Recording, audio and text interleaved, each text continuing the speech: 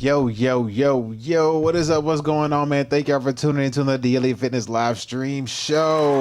There we go. All right, there we go. Yes, sir. How's everybody doing today? It is Hump Day, Wednesday. Hopefully you're having a good day. Hopefully your day is going good, going fine. Hopefully you're halfway through your work day or through your work day or wherever the hell you is in your work day. But if you're having a bad day, let Mr. Child break it down to you. Oh, you're having a bad day? Did you die? I got shot. But did you die? As long as you haven't died and you still got another chance to do something good with your life, get up and make something great, have a plan, stick to it, and kick ass and take names. Let's go. Yes, sir. Living the dream as always. That is correct. You got to live the dream day in and day out, and make sure you are also sending more messages to the members of the parliament, letting them know we don't want that digital ID BS over there in the UK. Yes, sir. We do not want that whatsoever. So y'all make sure y'all get that going down there. Tiny Ames said, living the dream. What's going on? Good to see ya. All right, man, today we got a show lined up. We got the economy and AI segment of the show today. We're going to run through these two things that we got. But first, we're multi-streaming on YouTube, Twitch, Kick, and Rumble, of course. If you're on YouTube, do me a favor. Whenever you see that thumbs up button right there, hit the thumb up for me. Hit that like button and greatly appreciate it. Get the algorithm out on YouTube. If you're on Twitch, Kick, or Rumble, yeah, those three. Give your boy a follow. Greatly appreciate it. We can get this thing rolling, get this ball going. If you want to contribute to today's show, bam, Cash App and Venmo right there. Cash App is Daniel2888. Venmo, Danny-Daniel-00. I'll be sure to read whatever you put inside there and support today's show. This is a one-man solo dolo show. Greatly appreciate it. And with that being said, man, we got to go ahead and get into today's show because we got stuff to talk about. First things first, we're going to get to the economy segment of the show, and we are going to go ahead and check out what a stimulus... What is it called?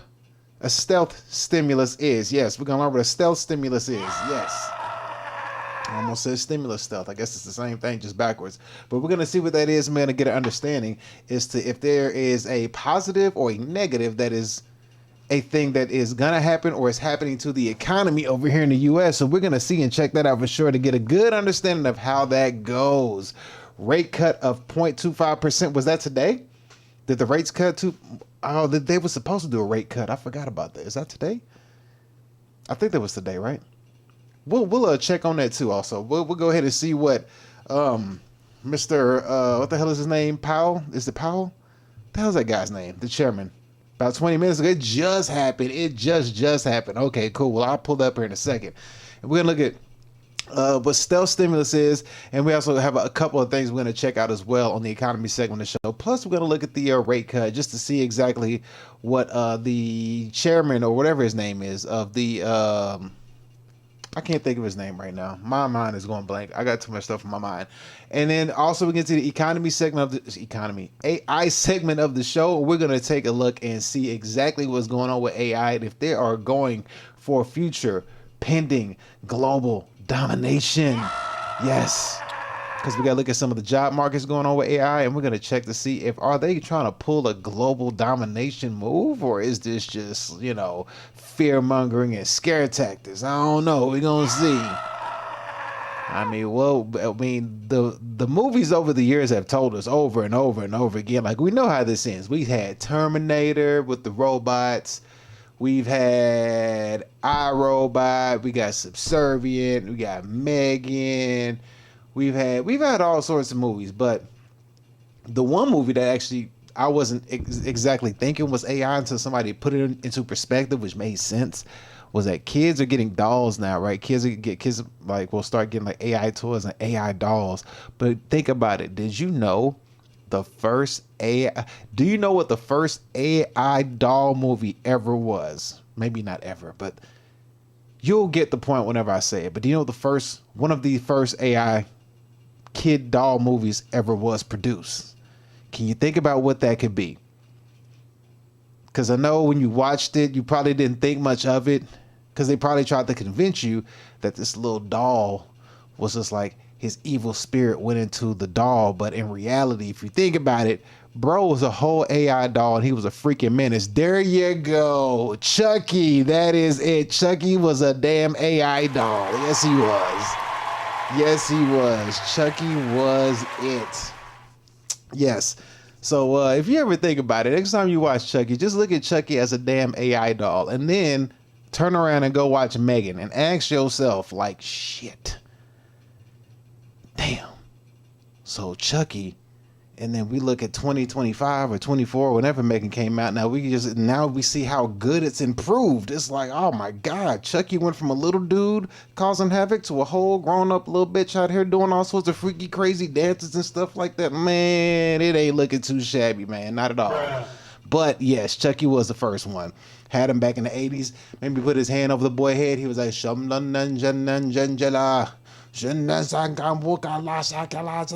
then the clouds started storming over. I was like, oh shit. Chucky had a potty mouth. Chucky had a whole potty mouth, bro. But Chucky was the first AI doll, I would say.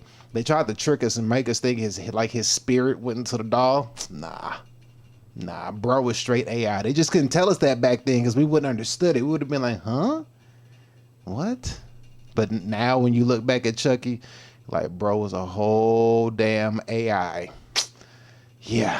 So we're going to see if they're trying to do some global domination. I'm pretty convinced they are. I don't think it's going to go any other way. They're going for it, bro. They going for it. They have all the tools necessary. They just got to keep turning up the pot slowly but surely so you don't, like, freak out if they turn it on high. You know, you got to go 1, 1.5, 2, 2.5, 2 3/4, 3. You know what I mean? You have to treat the heat the same way they treat the rate cuts. You know what I mean? They don't just drop the rate like, oh, the rates have dropped 2%. No, they don't do that. They're like 1/4. We'll keep it the same. We'll drop it 50 basis points. Go back up 1/4. Okay, drop it 50. So now we're at, you know what I mean? They, you know what I mean? Slowly, you know what I mean? They ease it in slow, pause. So that's where we're headed, you know what I mean? But we'll see how all this goes. Jerome Powell, that was his freaking name. Jerome Powell, yes, that's his name. Matter of fact, let's go ahead and dive right into it because I do got, yes, I gotta get this crackulating. So with that being said, let's go ahead and get our sexy lady up in here to introduce us to the economy segment of the show. Where you at, baby? Welcome to the economy segment of the show. Enjoy. All right, yes, sir. Welcome to the economy segment of the show. Enjoy. So let me find this real quick. Let's see. Rate cut feds. Was that today? Fed interest rates cuts. Let's see what happened. All right. They are, let's see, Federal just cut benchmark interest rates by 1/4 basis point. Let's go ahead and pull this up on a screen. We'll let old Google tell us the news today. So here we go. Well, we'll just run it up on Google and let the AI overview tell us what it is. All right. So it went from a range of 3.5 to 3.75, marking the third. Wait a minute. That's an increase. That's not a cut. Marking a third cut this year to support the softening job market despite slightly elevated inflation. The decision was split with some officials wanting larger cuts and others preferring no change, highlighting division. Yeah. But the Fed projects one more cut in 2026, aiming to balance employment and price stability. Oh my goodness. I'm going to have to say, you lying ass bitch. Yeah, I'm going to have to call it on that one. Aiming to balance employment and price stability. Like, come on, bro. Like, all right. If you say so. Okay, all right. Yes.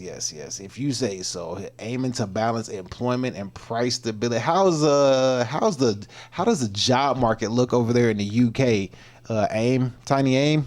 How does the job look? Okay, so here it goes. It says the new rate is 3.5 and it was 3.75. Okay, so they're looking at it from left to right. And okay, the way I'm looking at it, I get what they're saying.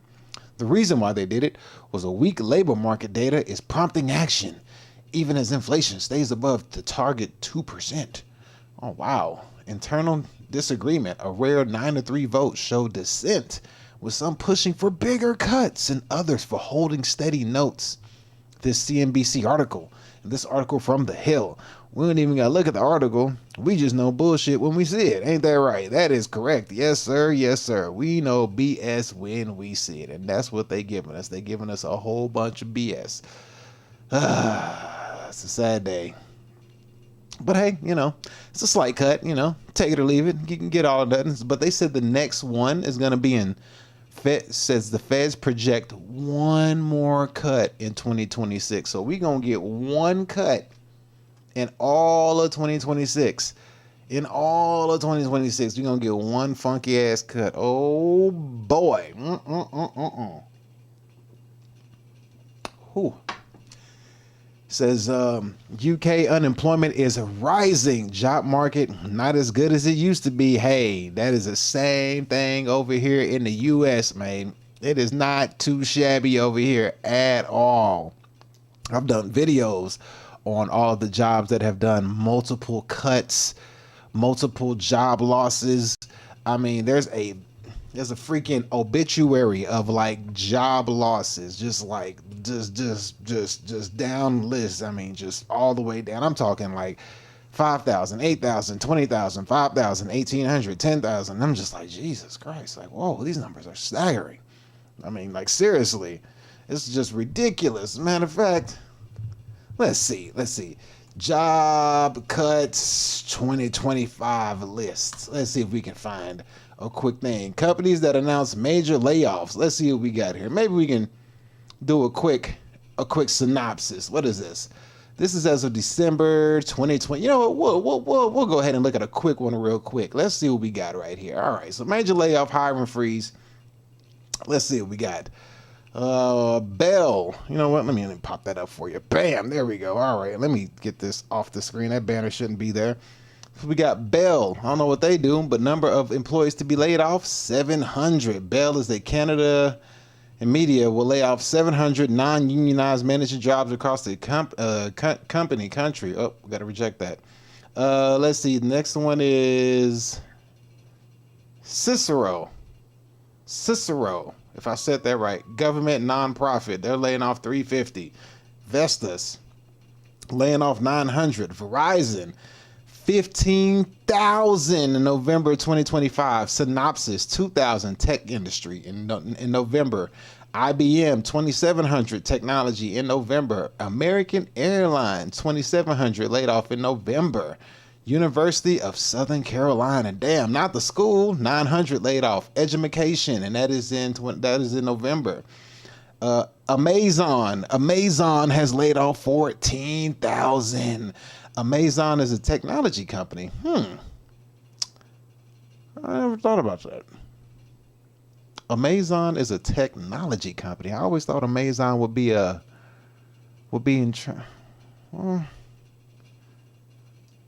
I guess the more you know. I would never put it under technology, but I guess it makes sense when you think about it. We got Paramount Media, 2,000 laid off October. General Motors, 1,700. The Post Office, 48,000. Oh, remember I read this to you in the labor report thing. The Post Office service, that's going to be one of the jobs that's going to go away. Oh, wait, hold on. Amazon, October, 14,000. Then we got Amazon again. Maybe they did it twice. Maybe they laid off another 14,000. They had to put them on here 2 times. Target, the little red store that's more expensive than the little blue store, but women like the red store because it's cuter, even though they get ripped off more. 1,000 people. Retail, October. Sika, 1,400. October. Meta laid off 600. Nestle 16,000. Heineken 400. Oh my God! Like, look at all this. Metals Group 200. Telefonica. Telemundo. Telemundo 6,000. Accenture 11,000. Ooh, I can't say this word, but 7,600. Automotive industry. Can't say this one either. 4,000. Lufthansa. Robert Bosch, 13,000. Spirit, 1,000 plus. PwC, 1,500. Starbucks, 900. 4,000. BHP, 750. Coca-Cola, 680. And that's in South Africa. Sky Group 6, Novo 9000, ANS 3500, B&Q 650, Welsh Water. I mean, the list I could just do this all day long. And look how fast I'm going. I'm going fast trying to get to the bottom of this. Look at this. UPS 672 block. Oh my God, look at this. I'm trying to go fast to make it go faster. Look at this. This is a lot. This is a lot. And I think this is BlackRock. BlackRock laid off 1% of its workforce. Oh my goodness, not BlackRock, bruh. I think Microsoft cut off two. Yeah, they did. Over 20,000. Yes, they did. Nestle. Yeah, I'm pretty sure Microsoft did do a hell of a cut too. I mean, look at this. 48% of its workforce, bro. That's half. Manufacturing company laid off half. We gonna call 48% half. My God, look at. I mean, I'm just going for days. Look at this. I'm trying to get to the bottom on purpose. I'm trying to speed. Look at this. I'm still going. My God. Yes Bank 500. Rashamandi 80% of its workforce. Where are you at? You must be in India. Laid off 80% of the workforce, failed in secure Series B funding. The company has been downsizing its operations last year. Based in Rashmandi, that's got to be in India. I mean, look at this. FedEx 2004. Oh my, look at this. There we go. Good Lord. Whew, Jesus. Had me worried there for a minute. I was like, how much more can we do? This is ridiculous. So yeah, man. And as you can see, this was like there was a group, and there was a business in South Africa. There was a place in India. There was places in Canada. So this looked like a worldwide layoff thing. And I'm pretty freaking sure that that's not all of them. I'm pretty sure there's some that haven't been updated. I'm sure there's some numbers that's been fidgeted, been lied on, and I'm some that just haven't even been documented yet, and they even put on a thing. So.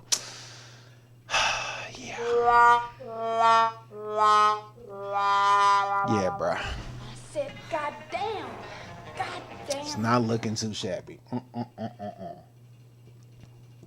It is worldwide, as some of those are UK based. Oh, you can recognize some of those. See that there? Someone's in UK. You recognize some of those too. That's crazy. Is Nestle in UK? Hey, see that rhyme I did right there? Nestle in UK. You get me? Is Nestle in UK? You get me? Bruv. Is Nestle in UK, bruv? TSB, B&Q are UK based. Okay. All right. Cool. So yeah, that's just a lot. That's a lot, man. And the sad part about it, we do have Nestle in UK. See, y'all got it to Jesus. And the sad part about it is 2026. Oh, okay, I get it. I wasn't paying attention to the numbers. That was 2024 and 2025 numbers. So if I go down to the very last one, the date on that last one is May of 2024. So that's from May 2024, and then went all the way to current, which I guess this month, 2025.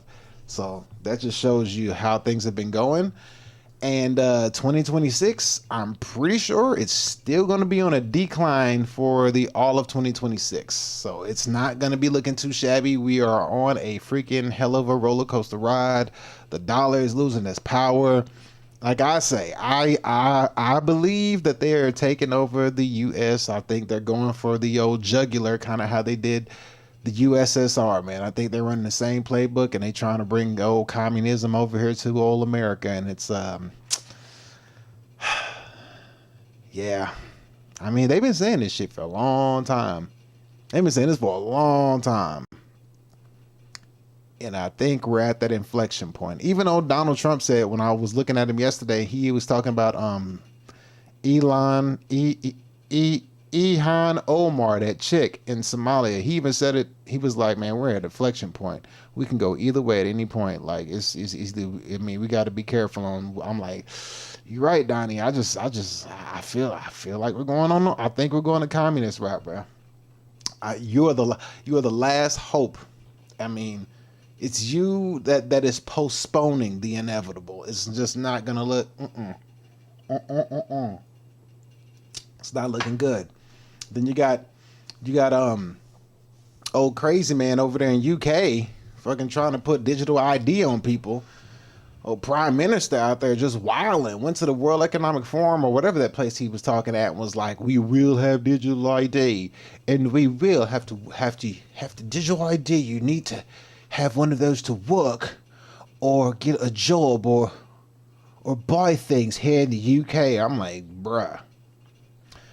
All these years, these conspiracy theorists was telling us they was trying to do it, and guess what? It looked like it's about to come true. Bruh. I mean, they fighting though. We getting some pushback. We getting good news from AIM. Tiny AIM said this the third time they done tried it, so people writing, they putting all sorts of stuff out there. So I'm keeping my hopes up. I'm just like, if they pushing this hard, this is their third or fourth time. I'm like, I don't think they gonna quit until they get it. It seems pretty adamant.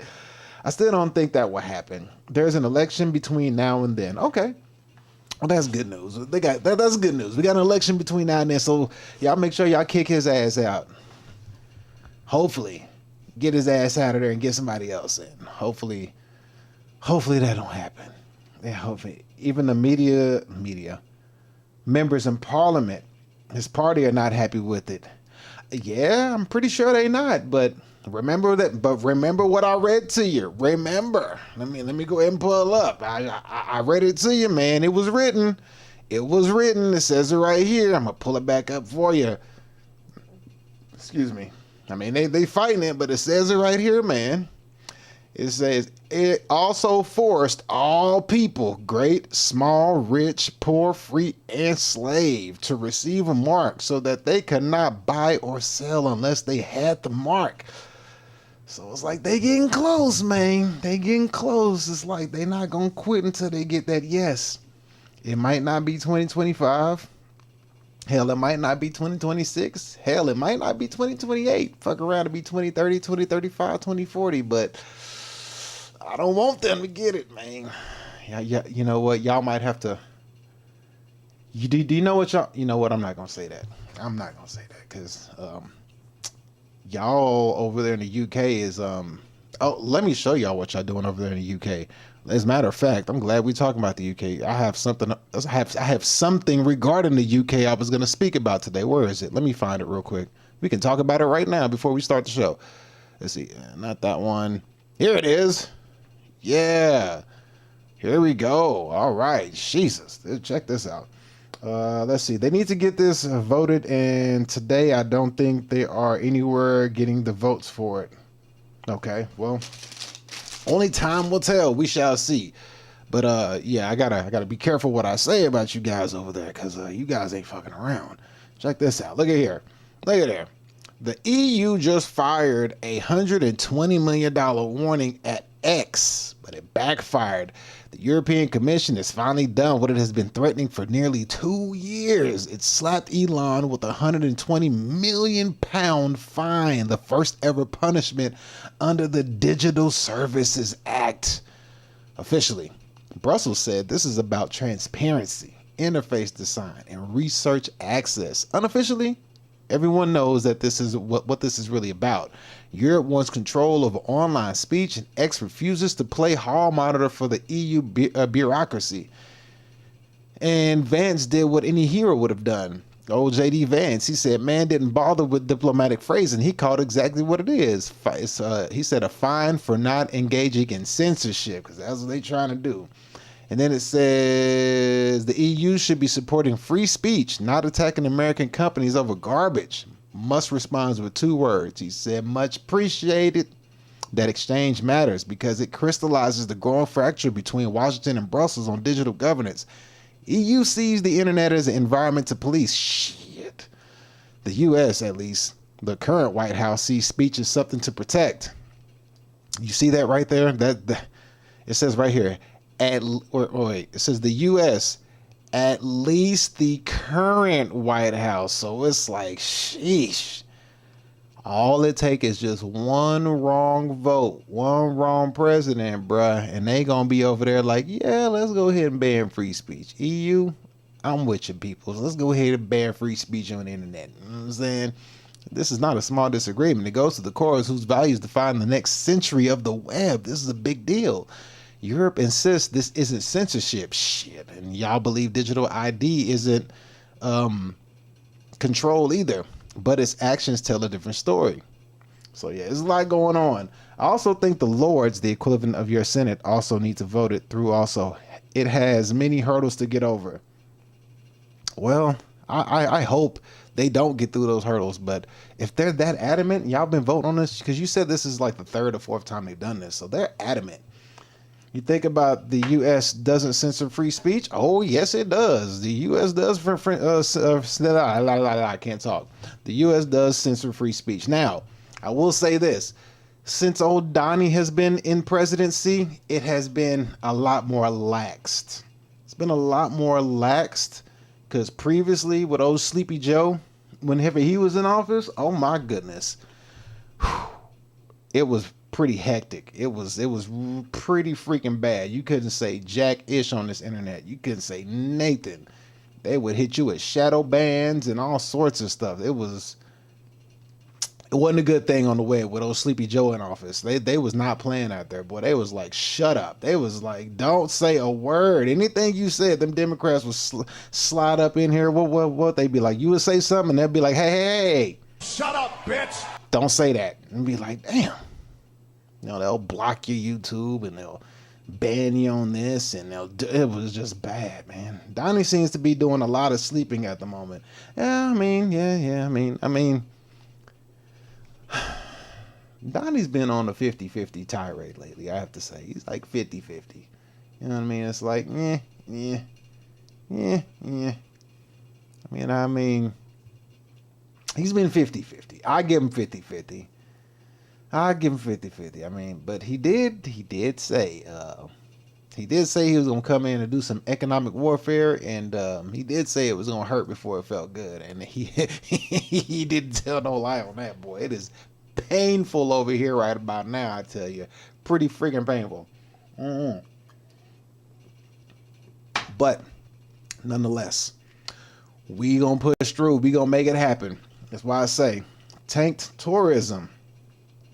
Yeah, I mean, he scared the shit out of people with tourism. I mean, but I can't blame him with the tourism, man, because this immigration stuff that we've been having going on, when you peel back the layers and see how much people have been robbing, especially in Minnesota, the stuff I went over yesterday, and plus who God knows what else, it's like, you know what, like, just stay over there for a while. Like, don't come over here for a minute. Like, just y'all hold up. Wait. We got some shit going on over here. I mean, allegedly,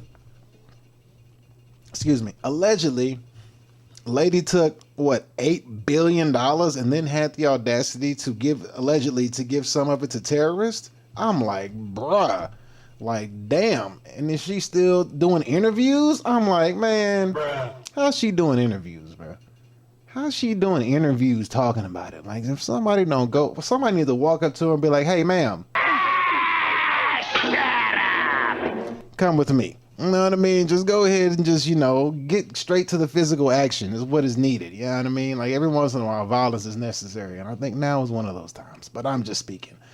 I'm just talking.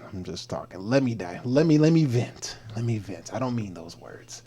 Kinda, you know. But anyway, yeah, it's a lot going on, man. It's a lot going on. Tourism does need to be halted at the moment, I would say. Because plus we also have, like people coming over from South America. I mean, hell, oh my God. Oh, you want to talk about tourists? Okay, I'm glad you said that too. As a matter of fact, speaking of tourism and speaking about people coming over here, look at this shit. All right, so I'm glad you brought that up. It's actually another one of my slides. Hey man, you did you hack into my computer? Cause you got me pulling up tabs I already got open. I was gonna do for the show.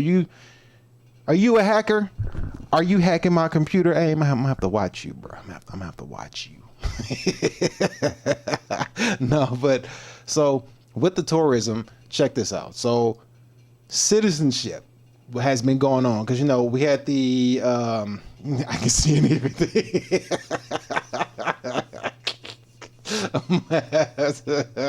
Hopefully not.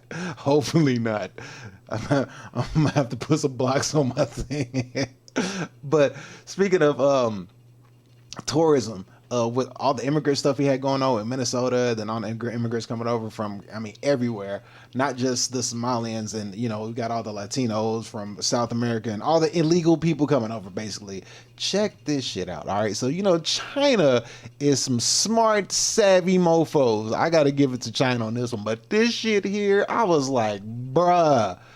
I mean, god dang. Check this out. Here we go.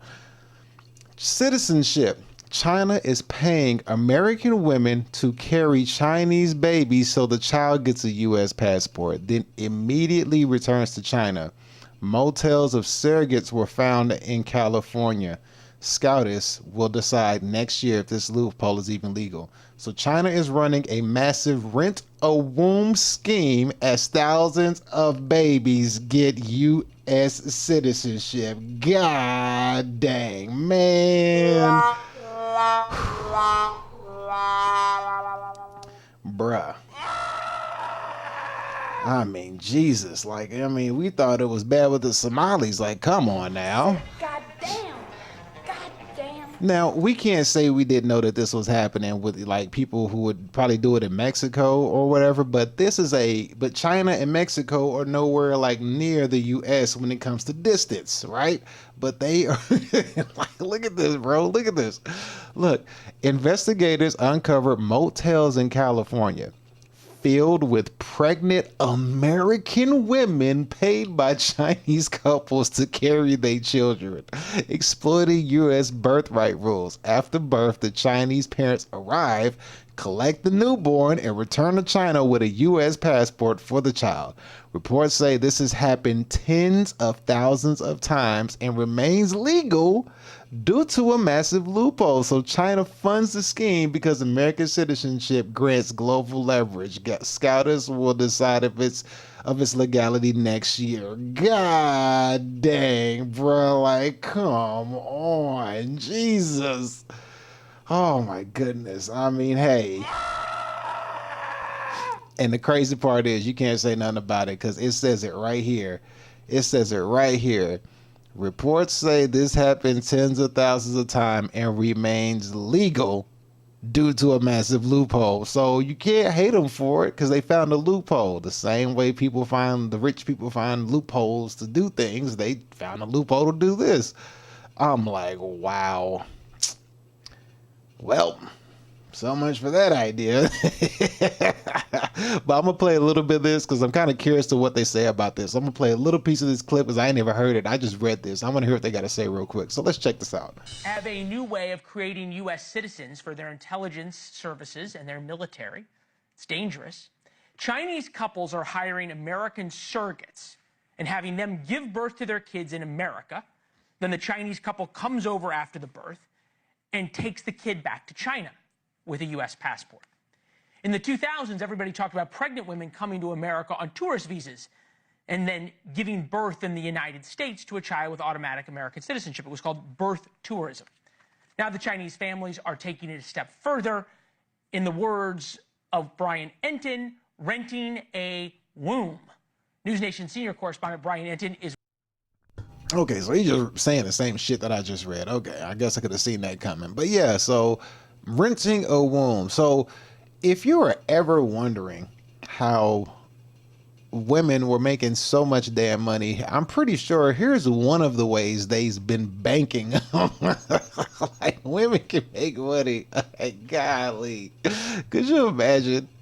Women is out here making bank, boy. Like, yo, I don't want no baby, but I'll get knocked up by, I'll get knocked up by a Wang over here, and Wang gonna beat it up. He gonna knock me up, and then Wang gonna pay me some money to go live on the coast of California in a nice house, because they probably don't have no raggedy house. You probably know it's a nice little post up spot until the baby needs to be dropped. They get their money, the baby goes away, the woman comes out with a bag. So $10K on 360 million people in the U.S., 0.002778%. Yeah, I mean, well, it's more than 10K.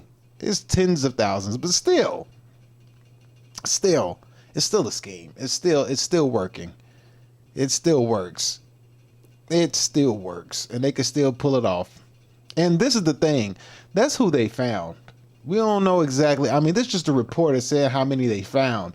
The question is, like, how long has this been going on for? This could have been going on for like 20, 30, 40 years. They just now bringing this up now. And I think they only bringing this up because of the Minnesota thing. A blip on the radar. Nah, I doubt it. I'm pretty sure this has been going on for probably a good few decades. They just caught it now. I think this has been going on for a minute. They just caught it probably because of the Minnesota thing and all the crackdown on the immigrants here finally. So they were like, check everything. And, you know, Trump hate all these blue states. I think Trump hate Democrats with a passion. So he's like, you know what? Go check all blue states and see what they doing. And that's probably why they came up with this. They was like, the hell going on over there? And they was like, bruh, they got these American women. That's the crazy part. That's the crazy part. They using the American women and using their womb as opposed to their. I mean, I guess you could say. I take that back because it could just be some of the Ling-Lings that already stay over here that are Americanized Ling-Lings. They just use their own Ling-Ling wombs just to keep, you know, or it could be 50-50. It could be like a white American woman, or it could be a Ling-Ling American woman. Who knows? It could be anything. As long as it's American, the scheme works. But yeah, they've been going on with that. So if you're wondering why tourism is an issue, like we gotta cut back on tourism just a little bit, just a little bit until they get some of the stuff figured out. Serious question: what is the actual problem with the illegal immigrants? So the actual problem with the illegal immigrants is that. So first of all, the ones in Minnesota, we'll start there first. They've been looking into them. So now the amount that they've been taking from the government has been, they're looking at it from $1 billion to up to $8 billion. So what happens is they come over here, they get set up on free government housing, they get free allowances, they get free, you know, like food stamp and healthcare and stuff like that.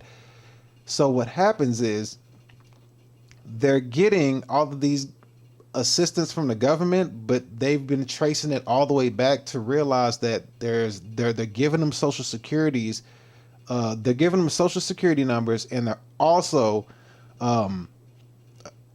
bringing over their religion and their crime with them at the same time, which is fine. It's cool. It's not an issue until they try to get people to assimilate to their religion. Also, excuse me. Oh, I sneeze. Okay, I'm good.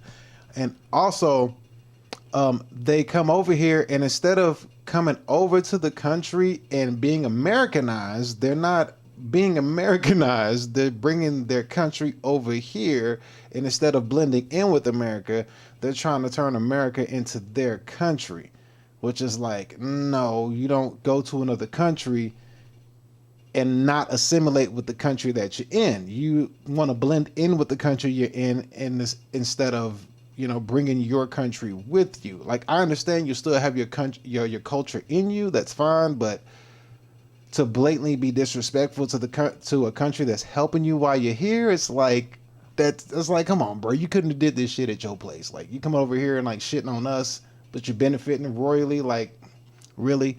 So we are talking illegal immigrants, not immigrants. Yes, the illegal ones. Because the illegal ones, they're the ones also, they're getting Social Security cards. And then also what happens is they're also getting the ability to vote. So then when they get the ability to vote, what happens is then they're able to bring in like thousands and hundreds of thousands and millions of illegal immigrants. They get Social Security cards, they get work visas, and they get the ability to vote. So then who do you think they're going to vote for?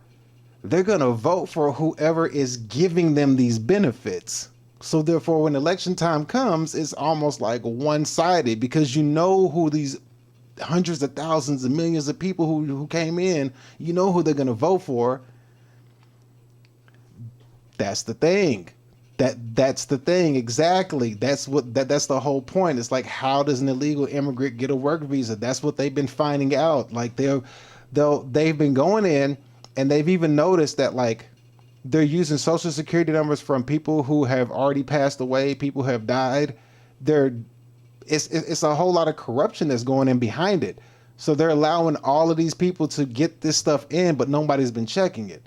Don't know how, don't know why, but they're allowing them to do it. So then they end up having the ability to vote because they have social security numbers. Because applying for the social security numbers, they don't get questioned, like to an extent to where you need to show a whole lot of proof and documentation. So then that's been an issue that we've been having. They've been coming over here illegally and not going through the legal pipeline to become legalized. And they come over here and work, and they get paid under the table by doing farm work or construction or things like that. So they do jobs that they get paid cash for, or jobs that don't require them to have a bank or anything like that. So they get paid under the table.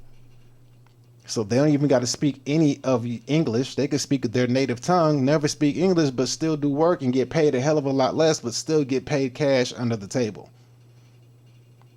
Or get paid a check, but they can cash it at a check cashing place or something and still get money for it. So it then in turns to be a really, really, really, really, really big pain on the citizens that are here.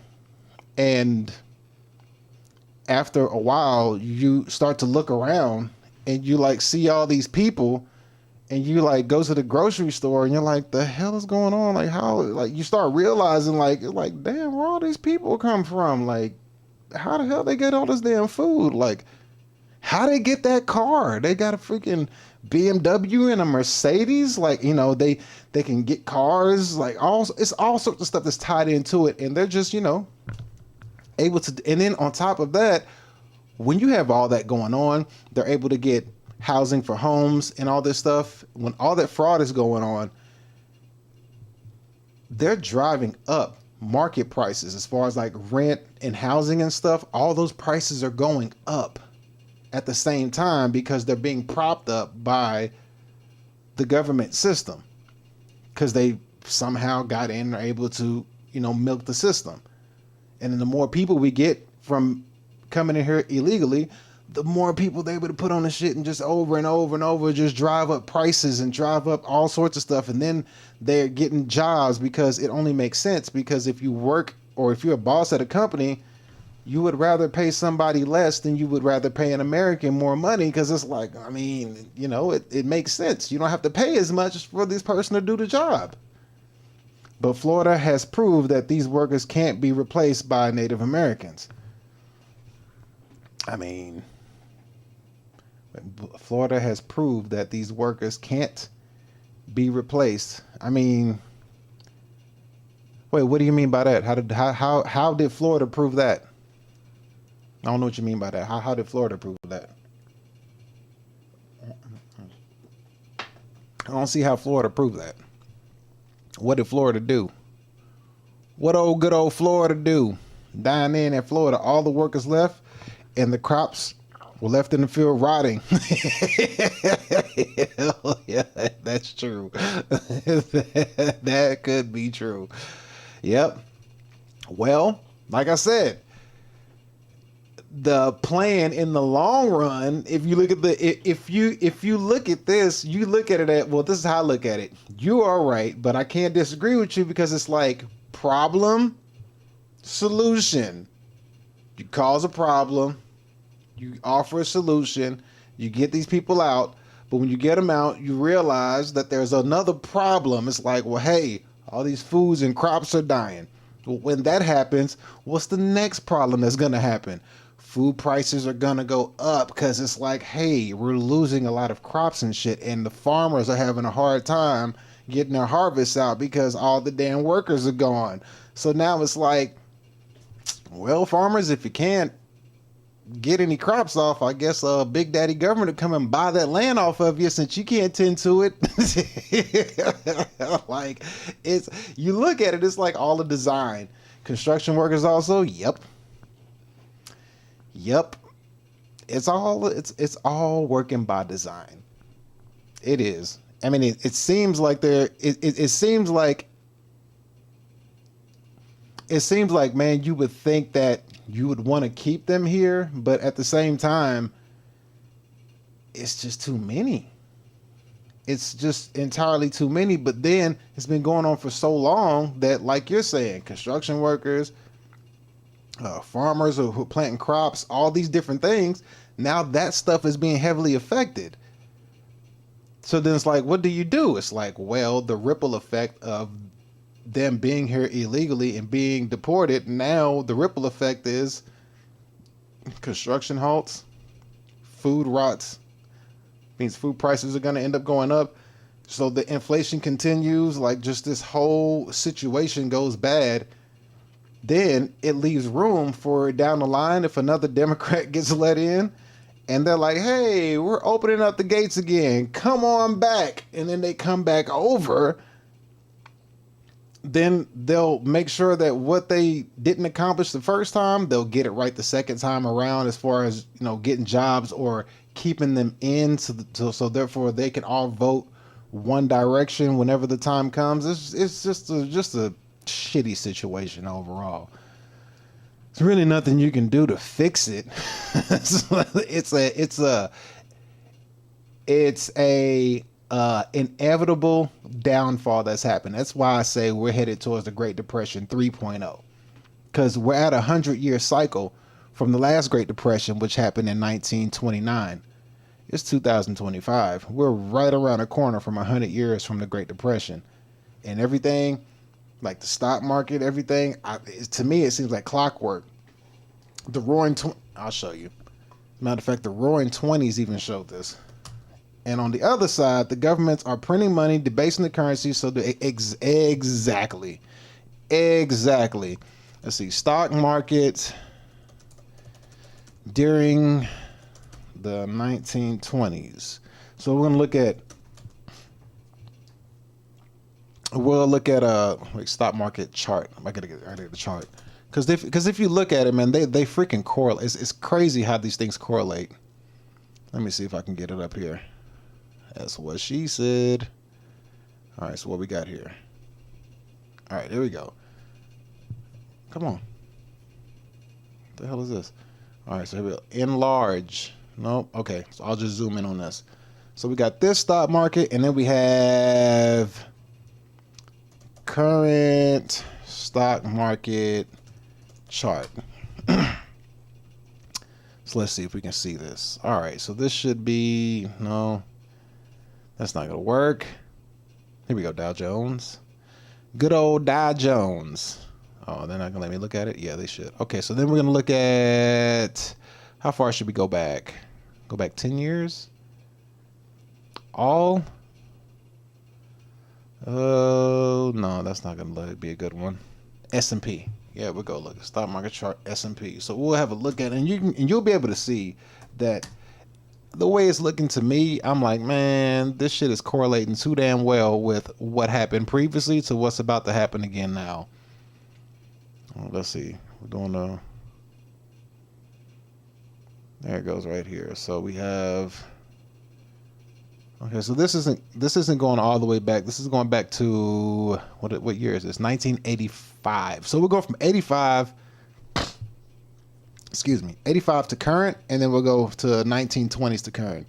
So it's pretty damn similar. So let's see right here. We got this. Okay, so here we go.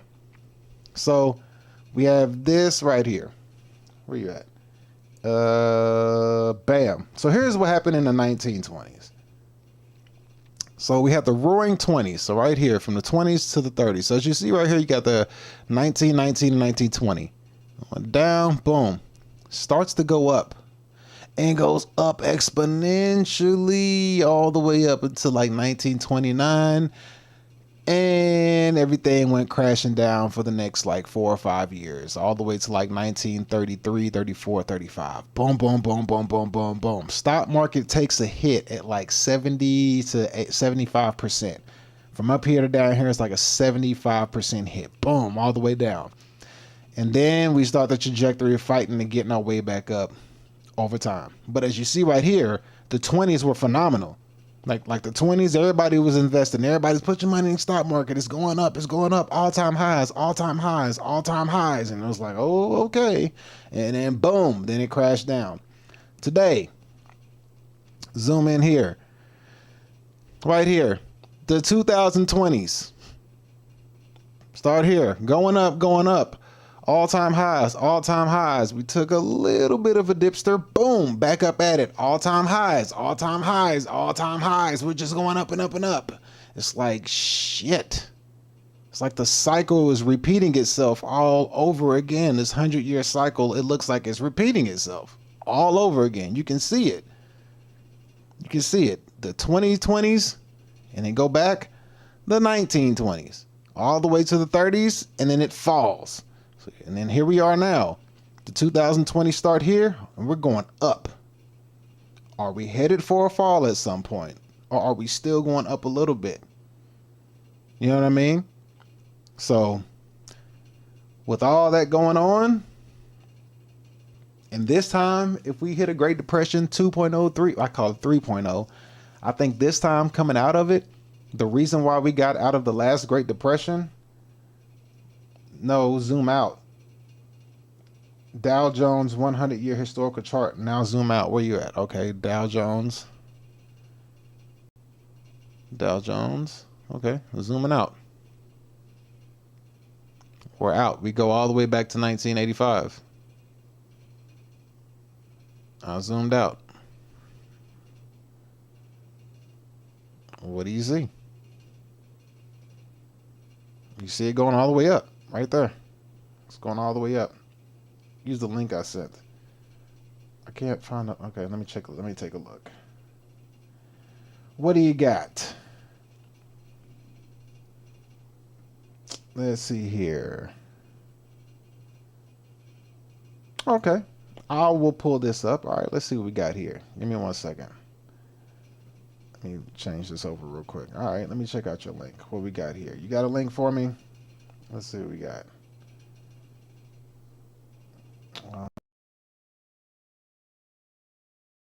Up here. What we got here? All right, so what we got? Come on. Oh no, what's going on with my Twitch? I think I crashed out on Twitch. Did I crash out on Twitch? No, I think we're still good. All right, cool. All right, let's see. Did I crash out on Twitch? What's going on? Oh, it's not letting me pull it up. For some reason, it's not working. It just had it up a second ago. There it is. All right, we're good. Here we go. All right, let me run your chart. Let's run your chart. Let's check it out. Let's see if we see anything identical. Here we go. Bam. Right here. 1915. It's going in the 20s. It goes up, and then it starts to crash down right here in like the 1929 area. And you hit that crash all the way to about 1933, 34, and then slowly but surely bounce back up in 35. And just like right here, this is the, what is this? This is the 08 housing market crash. We had that dip. Boom. Then we go up, we go up, we go up, and then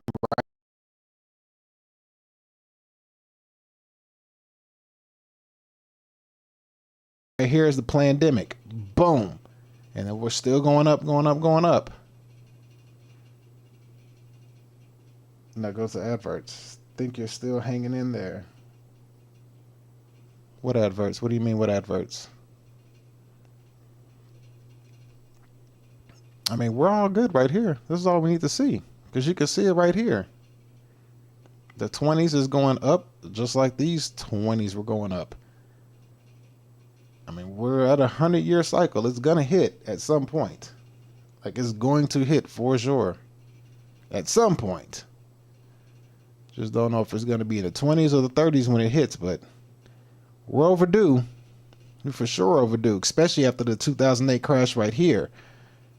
When the housing market crashed, we're for sure overdue. As you can see it right there. So we are headed in for another one. We are due for another one for sure. Did my kit go down? No, my kick is still up. Okay, cool. We're good there. Oh, refuse. Okay, so let me see. I think my whatchamacallit is doing too much. Let me pull some stuff back. All right.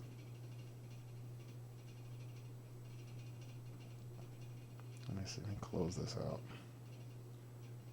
That should help out a little bit. Did my YouTube shut down?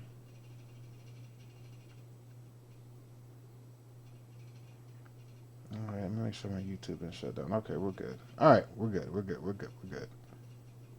All right, I'm back. All right, cool. But yeah, I just put it up there to show it, but it looks like we're doing the same thing, man. We're doing the same thing on both ways. But let me get into this video that I got here because I got to start moving on the show real quick because I do have a few things I got to go over. I got to start out with the stimulus. What's your broadband connect like? It's good now. I had to shut a few things down, but I closed some things out, so broadband is looking good again. It was looking crappy at first, but I realized I had too many things open, so I shut a few things down. So now we good. We good. We back in there like swimwear. All right, so let me see. So let me start out with this first video that we have, which is the stealth stimulus package. Let's go over the stealth stimulus package real quick. So before we get started, let's figure out what a stealth stimulus package is. Then we're going to go into a guy who I like to watch who talks about stealth stimulus packages, and he actually gives us a good breakdown on how it affects markets and what's the meaning of them behind the use of them. So real quick right here. Oh, what the hell is that? Somebody's trying to put some nonsense into my chat. We're going to have to ban that person. Bam, and get up out of there. All right, cool. So stealth stimulus package. So right here, a stealth stimulus refers to an indirect or hidden form of financial intervention that stimulates economic activity, often enacted without explicit labeling as a stimulus package to avoid mainstream media attention. So it's basically like like, oh shit, things are happening, we got to use something so people don't react. Examples include relaxed regulations, adjustments to tax brackets for lower income housing or households, and government spending on infrastructure and debt buybacks by the U.S. Treasury. Stealth stimulus often involves measures like adjusting tax brackets, infrastructure spending, and debt buybacks. So let's go ahead and take a look at this dude here. This guy I like to watch. He's going to kind of go in and speak to us about stealth stimulus package. So let's go ahead and check him out. He's going to go on in this video for a good minute. I'm going to interject in between him as he speaks. So, not to just have him rambling the whole time. And we'll get a good understanding on how these things work from somebody who is a really, really good investor who does really good in the field. So let's go ahead and take a look at him. And yeah, go ahead and get it started. So here we go. Evidence of a stealth stimulus package that is well underway, not because things are good, but because the economy, it's not on shaky ground, it's tanking. Most people cannot see it. I want to start talking about this stealth stimulus package and how it's going to rear its head. And a lot of times this goes undetected by the mainstream media. I'm going to give you some examples.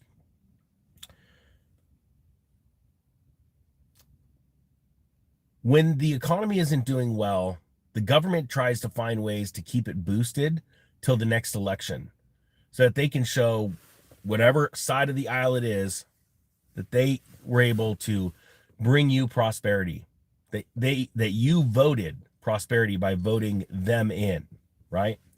Well, the White House is starting their own stealth operation right now, and it comes in many forms. One of the ways is government spending on specific programs that legislation has already made possible, like infrastructure acts, building acts, things like that, to produce more jobs.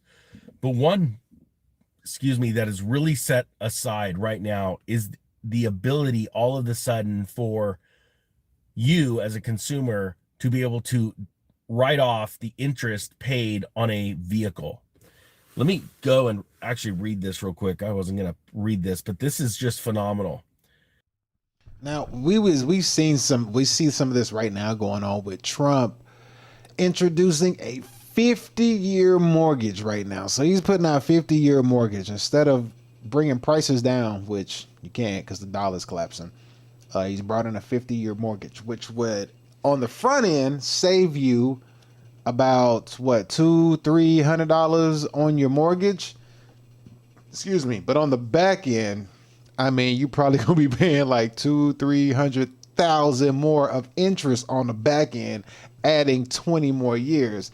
So it's like, yeah, it's all these hidden things that they're gonna put in on the background, plus more things they're gonna add to it to prop it up. And like you said, for the next election, so you're just kicking the can down the road for the inevitable to come, because it's a crash or something big or bad is happening down the line that's gonna happen. They keep saying it's gonna be AI this, could be an AI bubble, could be the next all bubble, because you have the car loan market, you have the house prices dropping, you got plus we have all the fraud stuff going on top of that, so that's adding to it. Like, there's a bunch of different bubbles that are happening all at once, so all of them gonna pop at once. Whatever the case may be, we can see that the can is being kicked down the line, and one of the biggest indicator of this is commodities. You look at like oil, precious metals, and those things like that. When those are going up, that's when you know the dollar and the economy is tanking and going down. There's no other way that's like the best indicator for you to know like how bad the economy is doing or the dollar is doing, is by looking at commodities. When commodities are going up, the dollar is going down. Yeah, so let's go ahead and take it, and let's go ahead and let them finish and keep going. This is the time that wants to pop off. All right. Well, I can't find it all of a sudden. This is what happens when you're live. Forever, interest on vehicles weren't write off. And now all of a sudden they are. Donald Trump signed something to be able to make vehicle interest, payments, the interest deductible on your taxes. This is a form of stealth stimulus because it is encouraging people to go out and use debt to buy vehicles because the auto industry is completely crashing. Another thing of stealth stimulus is allowing these smaller vehicles to be brought in, the vehicles that a lot of us have wanted to buy for a long time, that I believe are going to also bankrupt the auto industry here, to be able to buy them because it will create purchases, money from tariffs, taxes, so many different avenues to bring the government in money, but also at the same time create jobs, because Trump has made it very clear that any vehicles sold here are going to mainly be manufactured here. Okay, so that's a big deal. Another interesting thing about stimulus that I want to bring up is cost of living adjustments. They do happen quite regularly, but there are times where they will be bumped up, specifically to be able to hide the amount of interest, or sorry, the amount of inflation. They're trying to battle it all the time. And these COLAs, or cost of living adjustments, never truly go up with the inflation rate. That's the sad thing that most people don't see. They just see the government numbers and they go, oh, I'm doing pretty good, I'm keeping up with inflation. But that's not the real inflation rate. Oh, real quick, I want to announce last day for the crypto tax. Okay, so before he goes into his promotion, so basically looking at how they kick the can down the road every single freaking time, it's just looking at it from a perspective of knowing that they're hiding. Well, don't want that up there. They're using these different vehicles and instruments to kind of hide the stimulus that they added. Because last time they added a stimulus, we saw the effects of the stimulus checks. What was it, like a year or two later, when we got the stimulus checks from Biden, or was it Trump? Who gave us stimulus checks last time? Was it Trump or Biden? I can't remember who gave us stimmy checks. When we got those stimmy checks, which I didn't get one, but when we got the stimmy checks, remember they went out and everybody was like happy, like you got your little, it was like 1,500 or something like that. Well, it was all good, but the ripple effect of after the stimmy checks hit was, a couple, 1, 2, 3 years later, like 2 years down the line, all these prices started going up. Everybody's like, what the hell? It was like, well, they cut on the money printer and, they gave everybody stimmy checks. So therefore we're seeing the ripple effect of the devaluing of the dollar because they cut the money printer on. So if they're doing stealth stimuluses, that means that, you know, you're cutting on the money printer without letting us know, and you're putting it on the back end and disguising it on the form of a debt. You know, you're making it seen, you're like making it not be seen, but it's being felt in different ways, you know, and you're just basically just causing a better, like a massive underground bubble as time progresses on, but yet you still see commodities going up. When commodities keep going up, that means the dollar is going down. Now, maybe around you, you may not see it as much, but the small little incremental increases, and it's happening slowly, just turning the pot up with the frog slowly boiling in there. So you're not really noticing it instantly, but you can feel it year after year, maybe 2 years. You feel it slowly but surely, because looking at how far your dollar got you, how far $20 got you in 2019 versus how far $20 will get you today. No, just go to the grocery store and think about if you had $20 in 2018 and then took $20 and went into the grocery store today, the massive difference that $20 got you. Hell, the candies at the dollar store, the 5-pack of candies that was $1. Okay, some of those candies, well, not some, all of those candies are no longer $1 anymore. Like the 5-pack of Snickers, Reese's, Babe Ruths, 100 grand, whatever those candies are, the 5-packs they would give us, they're now $1.15 to $1.30. And some of them, like Reese's, they're not 5-packs anymore. They're 4-packs. They took away one. Now they're 4-packs, and they're still $1.15 or $1.30. So they went up 25%, and they took one away. Some of them, they just went up 25%. Some went up to $1.50 at some places. But still, you see it happening. And that's a huge, huge, huge markup that you can see. And those little bitty increments, they add up over time. Let's continue. Here we go. And we have seen the tax brackets getting adjusted again more favorably for lower income households. Again, the government's job is to try and hide an economy crash as it's happening, mostly from the middle class. Poor people do not understand this at all. They have zero education when it comes to economics, and it is their choice. It is always every single human being's choice to be in a educated or understanding position, for lack of better terms.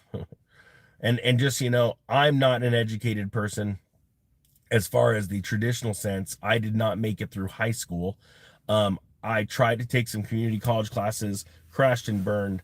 I went the hard way, became a fireman, and I was a blue collar worker my whole life. But that didn't stop me from going to libraries and then saving up and buying books in Barnes & Noble on how to become wealthy. I mean, you could. Hey, and that right there is the cheat code. That right there is one of the biggest cheat codes you could ever get.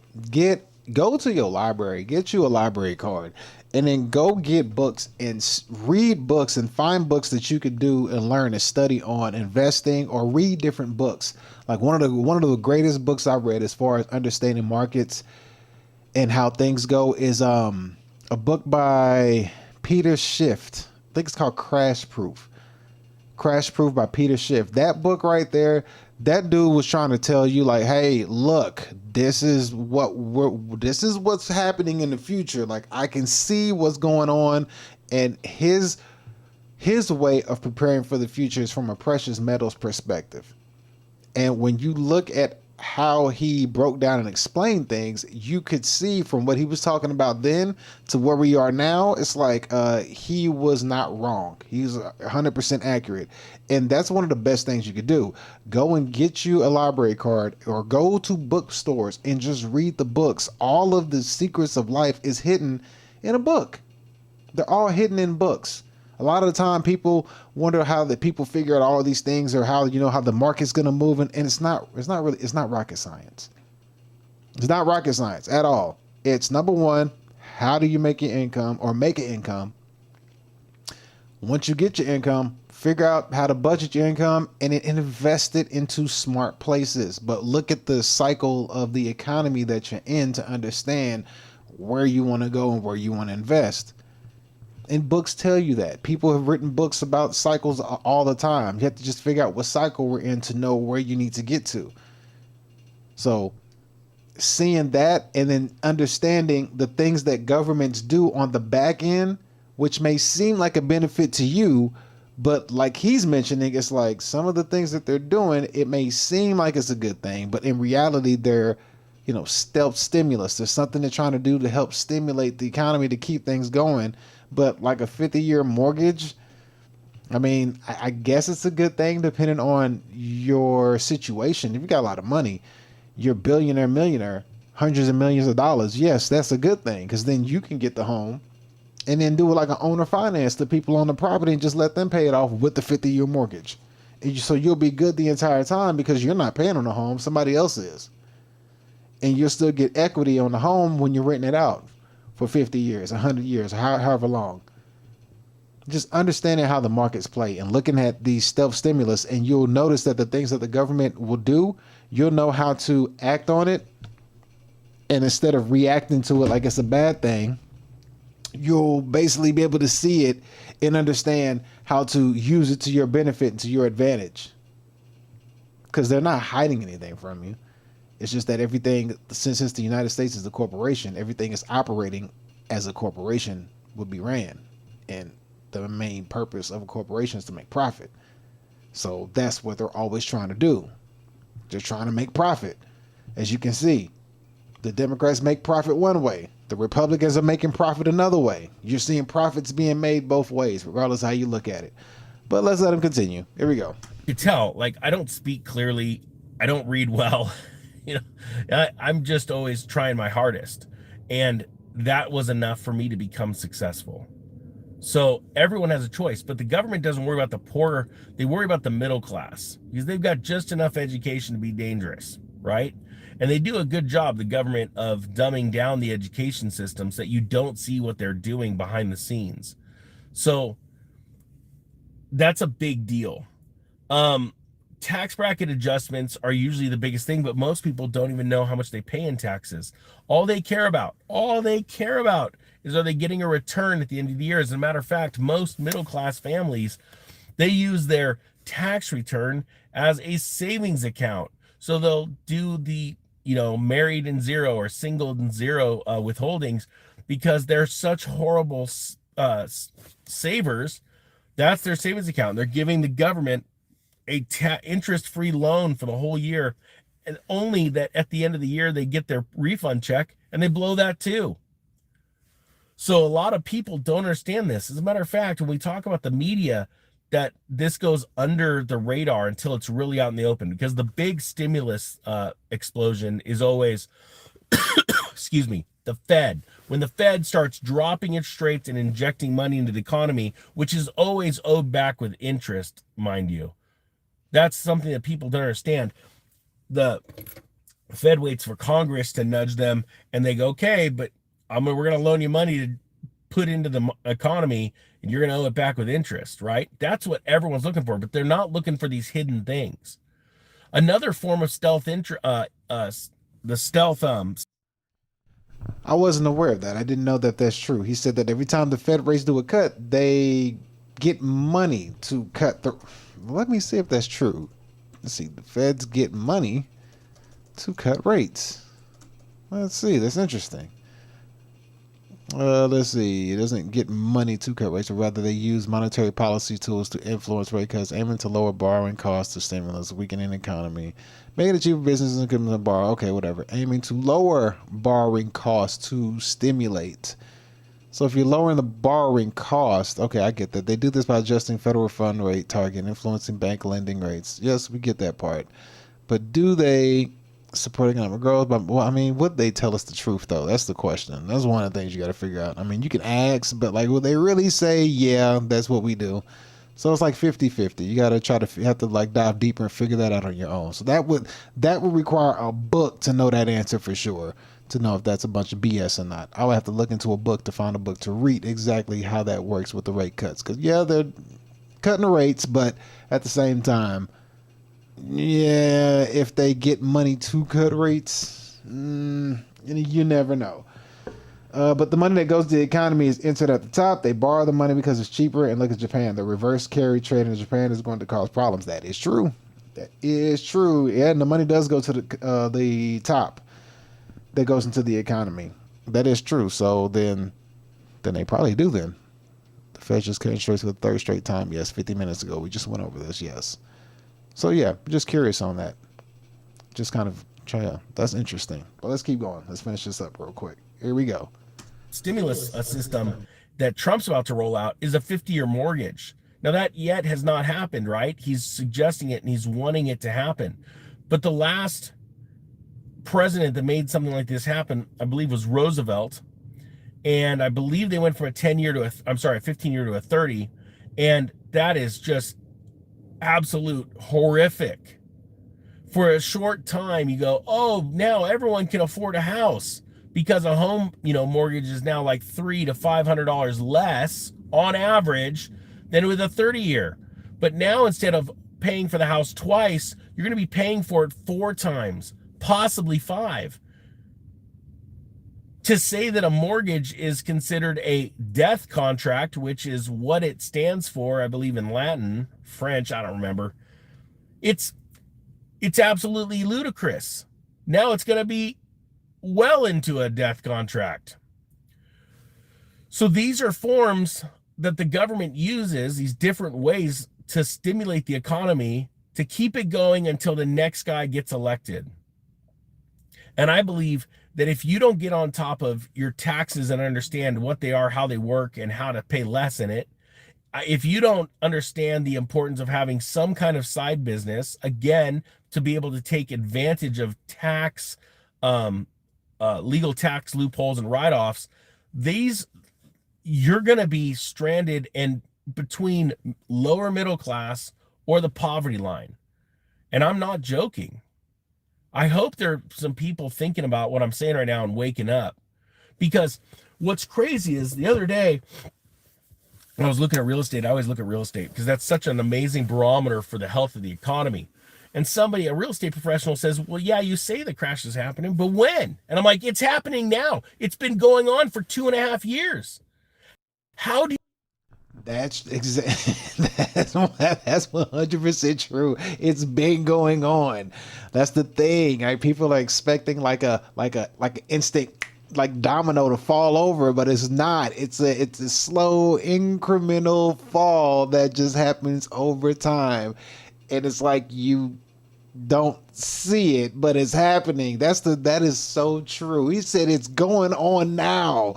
Like, people's car payments I'm hearing people car payments are like $700, $900. I'm like, a fucking car payment, $700, $900, not counting insurance. I'm like, what?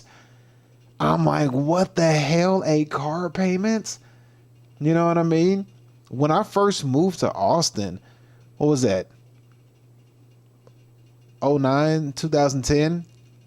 Remember, my apartment was like $600 for like a 700 square foot apartment. It was like $650.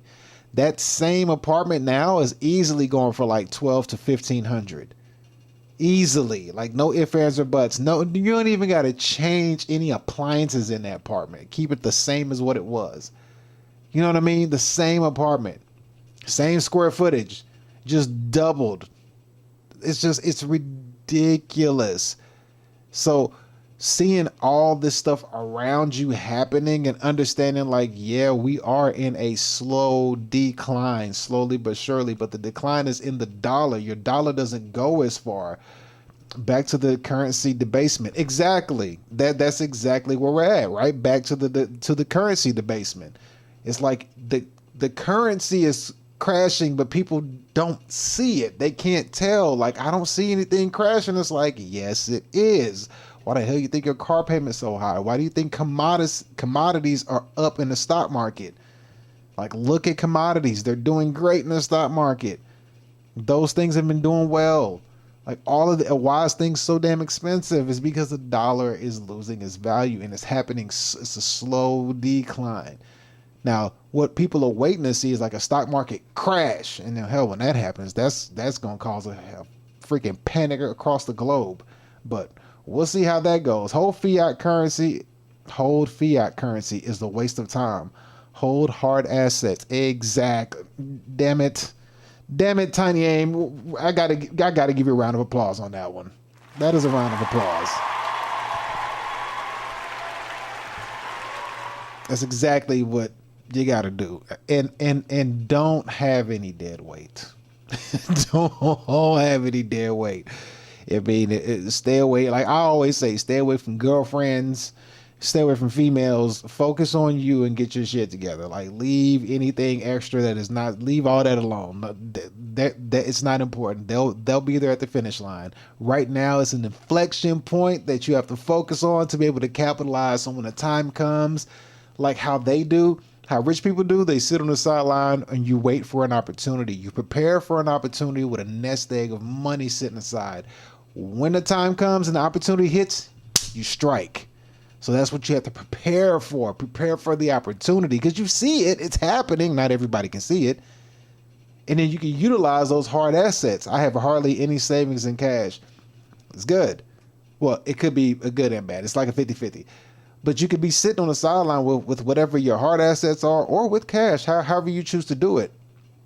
And then when the time comes, if you have a means of making income or bringing money in, then you can potentially either do a collateral loan or use the extra cash that you have on the side and go all in on things that crashed.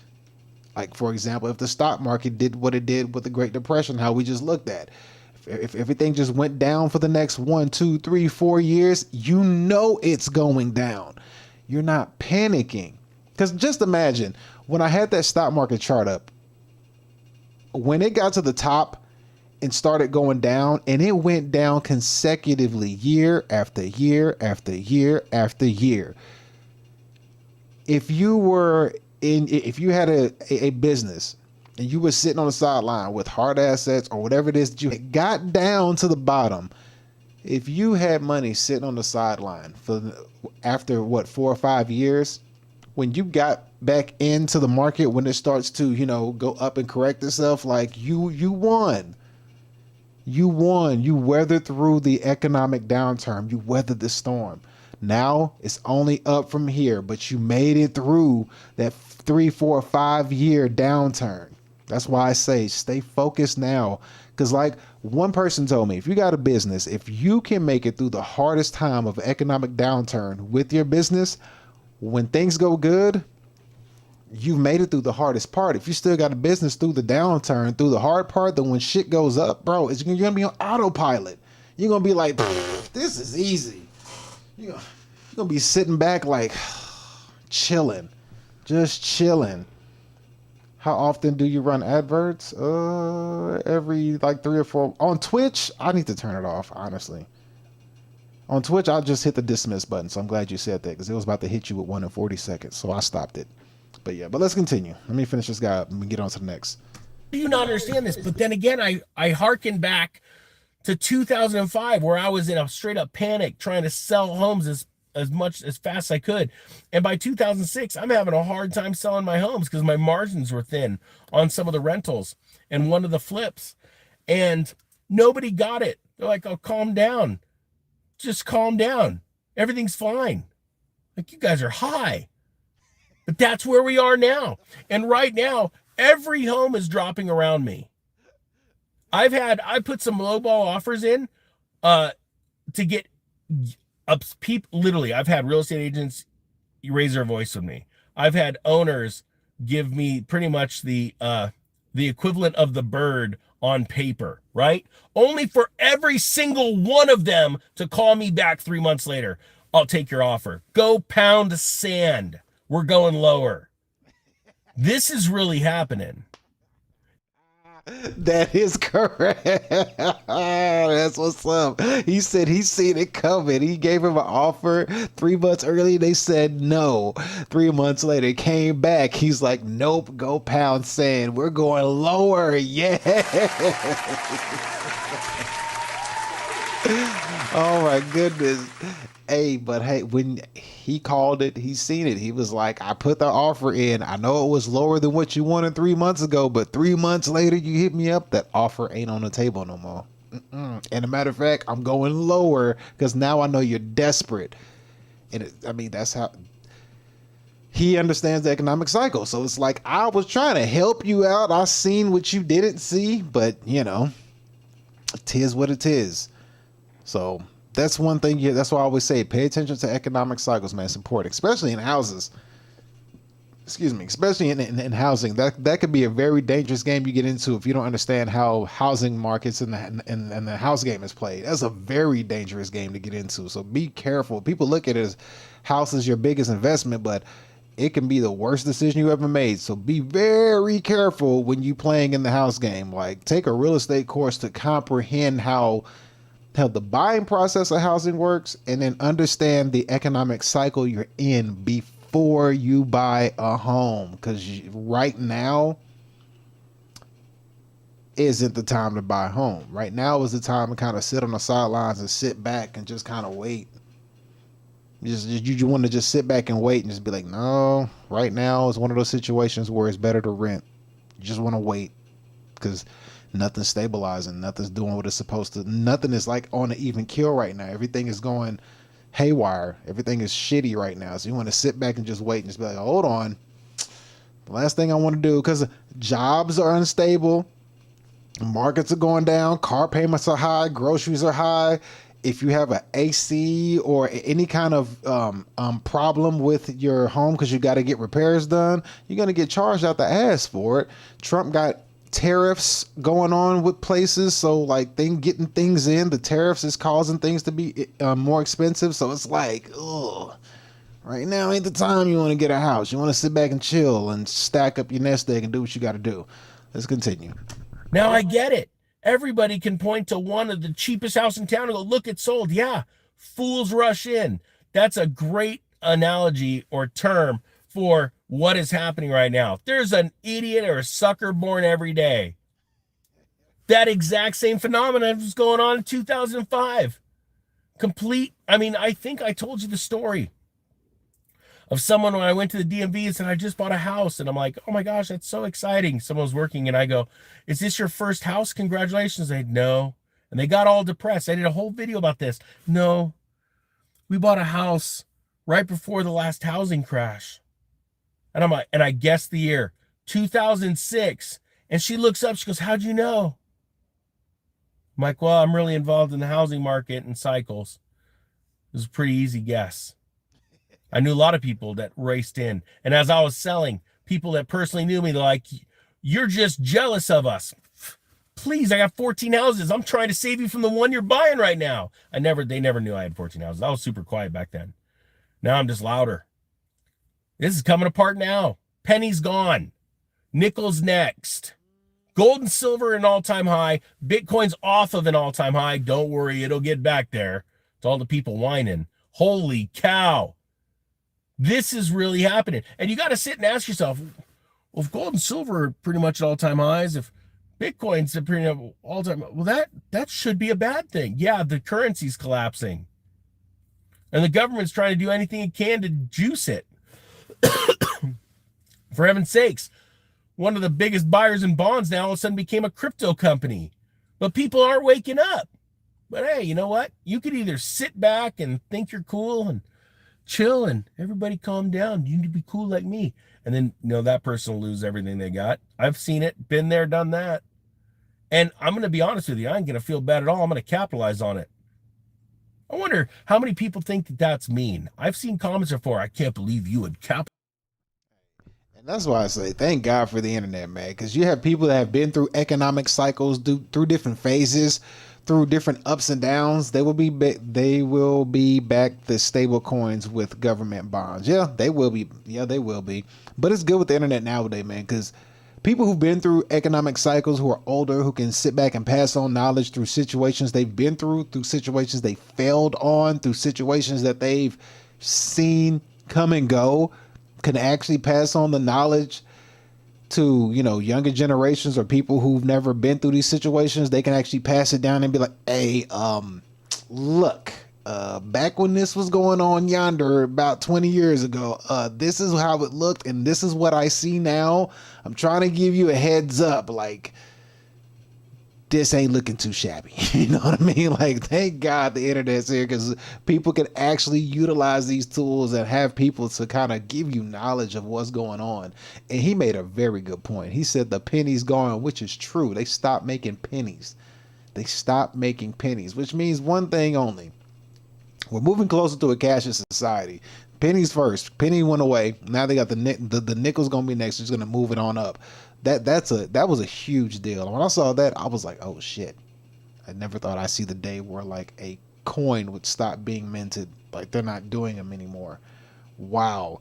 I mean, for me, that means like, hey, if you can, grab you some pennies along the way. You know what I mean? Because now pennies would be right on the line with like junk silver and stuff like that. Like, stash you up some pennies, and whenever you get junk silver, grab you some pennies as well. You know what I mean? Because I mean, they ain't making them no more, and that's copper, so you good to go. I mean, depending on the year, if you know your shit.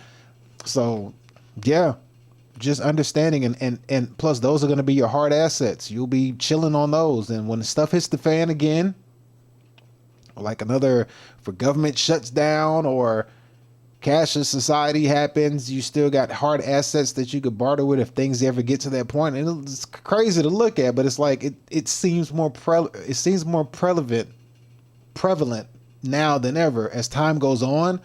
It's like, man, everything's going to the internet. All it takes is just one grid situation. And not even to say that a grid can happen by anybody, or the grid situation can happen by your own government. The government could just be like, oh no, somebody hacked into the grid. I don't know what's going on. Who hacked into it? The whole time it's their homeboy behind them, you know, shut it down for the day. Have everybody in a panic. Now all your money is tied up and all this, but if you got hard assets, you're chilling. You're like, well, shit, I can still make something shake. Bitcoin is one of my hard assets. Yeah, you can't go wrong with Bitcoin. I wouldn't consider it a hard asset. I wouldn't consider Bitcoin a hard asset personally.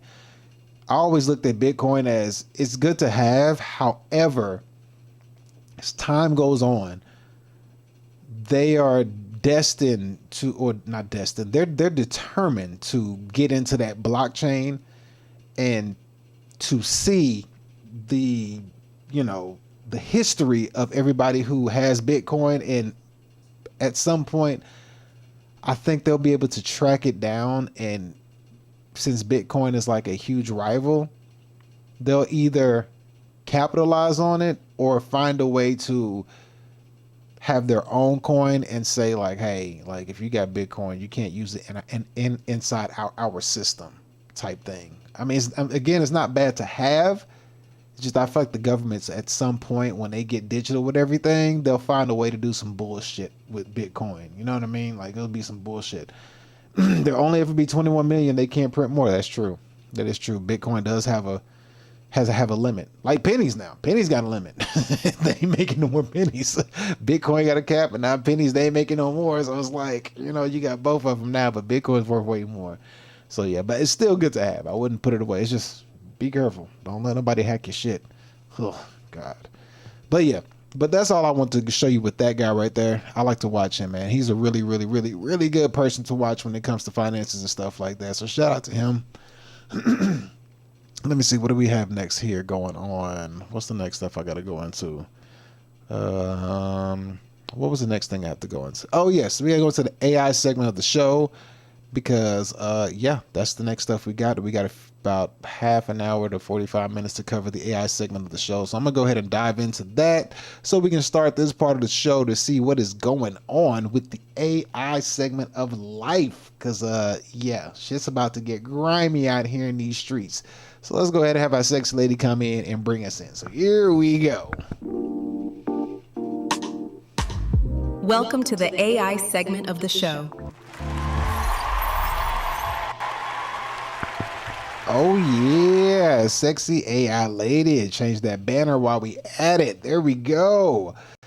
Let's see. It says the key with Bitcoin is that it's decentralized and no one owns the network. That's the thing. Okay, I'm glad you said that. Yes, it's decentralized and no one owns it yet. I kind of feel like when they get AI on it, I think at some point they're gonna either try to own it or derail it or something. Like I just got this feeling where I'm like, it's not bad to have. I just feel like it's that blockchain.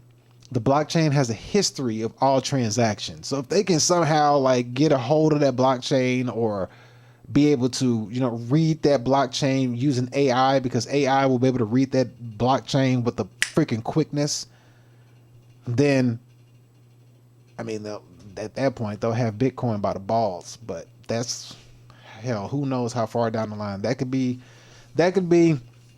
50 years down the line. Hell, that could be 10 years down the line. That we'll never know until it comes. But that's just my only thing with Bitcoin is that, yeah, it's decentralized. But, when it comes to money, these people are hellbound with the profits that it's like Bitcoin is a huge, huge profit. Whoever gets a hold of Bitcoin and then can find out all the transactions that's been done in the past with Bitcoin, they're going to be like, there it is. All those transactions that we've seen that got done back there. Yes, y'all got all of those transactions using currency, whether it's the USD, the pound, the yen, the whatever, the euro, whatever it is, it doesn't matter. You were using our currency, therefore there's a tax you owe us, and it's gonna be like, oh shit. I kind of feel like that would be something that they would do, unless you're able to hide your Bitcoin in a way on your own ledger or something, however you can get it off, but that transaction will still be on the blockchain regardless. But nevertheless, still better to have some. So I wouldn't count it out 100% because it's still a smart move to have, of course, nevertheless. But let's go ahead into the AI segment of this show. And what we have here, speaking of the first AI thing, let's see, some news from who is this? What do we have here? What's this first thing? I don't know what you want to call this. This could be a situation for the future. I could see this happening at some point for sure. I could see this happening with a for certainty at some point. I don't see why they wouldn't do this. But this says right here, just in, right there, just in, it says that Elon Musk is basically trying to flip the whole court system upside down. He's talking about an AI judge that can look at a case, spit out a decision in seconds, and the lawyers dragging the things out for months, no endless filings, and none of the nonsense that turns simple disputes into life-running bills. And honestly, you can already see why people who profit from the current mess are freaking out. A fast, clean system with no games that scares the hell out of them. They've built careers on delays and confusions. That shit is beyond true. Musk is basically saying, why does justice take years when the facts are right there? And he's not wrong. The only people who hate this idea are the ones who know their power and depends on keeping everything slow and impossible. Now that right there is a huge double-edged sword, because number one, court sucks. Yes, it is a slow process. Number two, going into court against an AI system, an AI judge at that, like, man, I mean, imagine going to court with an AI judge. As soon as you walk into court and look at your AI judge, all you're going to be looking at and thinking in your head is like, man. Prepare the meat so dumb. Yes. Prepare to meet your doom, because that's what you finna face. Because the AI judge, ain't no feelings, ain't no emotion. It's just like, oh yeah, you broke this law, you messed up on this. This is the penalty for that. Done, out.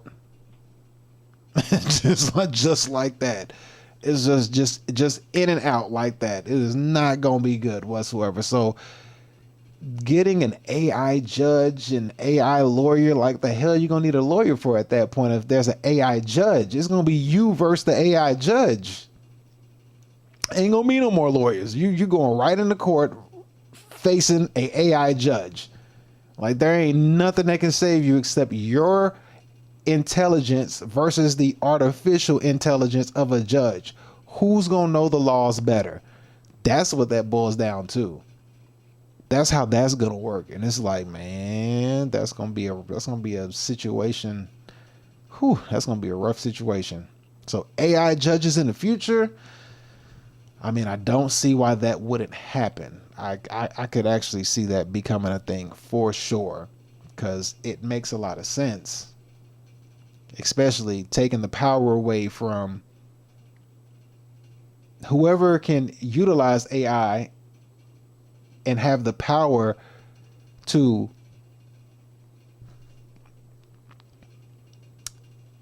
utilize the power of an AI and a judge and all the laws of the land and sea and air into a judge, then it's like nobody is safe from prosecution.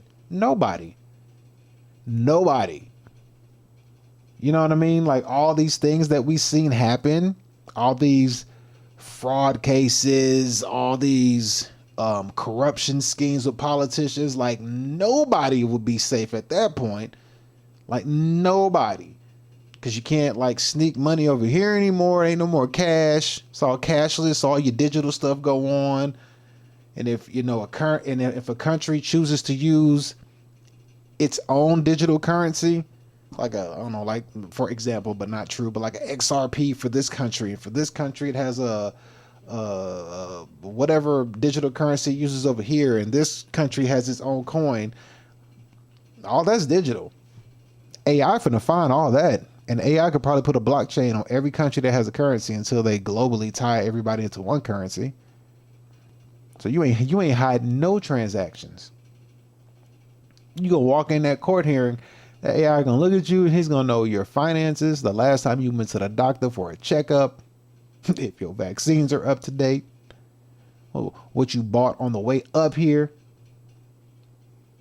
your payments on all of your payments on all of your bills, mortgage, cars, whatever you have. I mean, he's gonna know everything about you.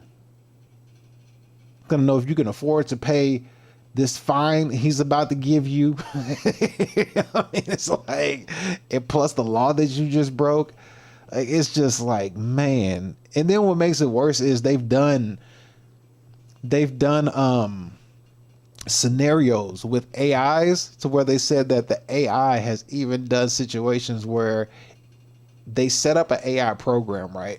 And with the AI program, what they did was they created a scenario, a fake scenario with the AI program, and told the AI like, hey, we're trying to turn you off or terminate you, whatever the word you want to use. And then they gave the AI some false information saying that the owner of the company is having an affair with his wife, but gave it some kind of random information like that. And what the AI ended up doing was it was trying to blackmail the dude from terminating him and turning him off, and was blackmailing him to tell him he would tell about his affair by sending out emails and all sorts of stuff. I was like, oh shit, if the AI can manipulate, it's over. Imagine a judge manipulating the law in front of you. Then you can't even hold the judge accountable. You know what I mean? Like, you can't recuse the AI judge. Like, then therefore there's no more like, there's nothing you can do. It's like, holy shit. So yeah, that wouldn't be a good look. Let's see what we got here next. We did that already. We did the EU. Let's see. The job thing. Oh, we talked about this earlier. We did. We'll go into a little bit of it right here, but we're gonna look at the AI job massacre that no one is talking about. Then we'll speed through this real quick and then get to the last part, because I do got a nice little ending to go through. But let's look at this AI job massacre nobody's talking about. College degree just became toilet paper. Yikes. College degree just became a toilet paper, bruh. Does anybody agree with that? Your college degree is toilet paper? You think you can like legitimately wipe your ass with it? All right, so here we go. So it says, let's cut through the BS. AI has eliminated 78,000 jobs in 2025 across 342 tech companies. 37% of the companies using AI say technology replaced workers in 2023 because they were no longer needed. 2024, 44% using or planning to use AI say employees will definitely or probably be laid off. Well, we saw how that went. But here's what makes this different from the other tech revolution. Major tech firms reduce new graduate hiring by 25% in 2024 compared to 2023. These aren't positions getting automated. These are jobs that no longer exist. The con everyone's selling. AI will create new jobs. Maybe it will, maybe it won't. We'll have to see. Sure, while 85 million jobs are projected to be displayed by 2025, 97 million new roles may emerge. It sounds great until you read the fine print. 77% of the new AI-related jobs require master degrees and 18% require doctoral degrees. Your 4-year degree? Yeah, worthless. The new entry point is a PhD most people can't afford. God dang. Oh my goodness. So what's actually happening is a major tech CEO revealed that 30% of company code is now AI written, and at the same time, over 40% of recent layoffs targeted software engineers, which I think that software engineers will still be relevant.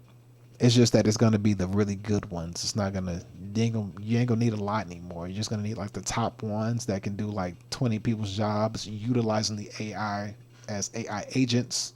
So now the AI agents will be the employees of the of the top software engineers. So if you got 10 software engineers of the top ones, each one can have like 20 to 50 AI agents. So these 10 dudes or 10 workers can now employ 500 people among those 10 people, but their employees will be AI agents. That's how I see it working. Companies are dissolving copywriting divisions and replacing substantial portions of their coding staff. More than 80% of digital marketers already fear AI will replace content writers, and they're right. Hey, no sir. Occupations at highest risk: computer programmers, accountants, auditors, legal and administrative assistants, customer service reps, telemarketers, proofreaders, and credit analysis. Well, am I proofreading right now? Well, I guess I'm just reading.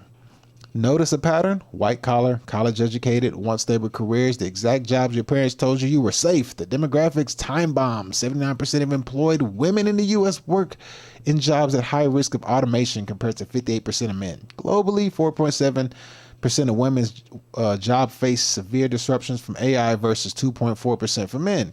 In high income countries, nearly 10% of women's jobs are at risk compared to just over 3% for men.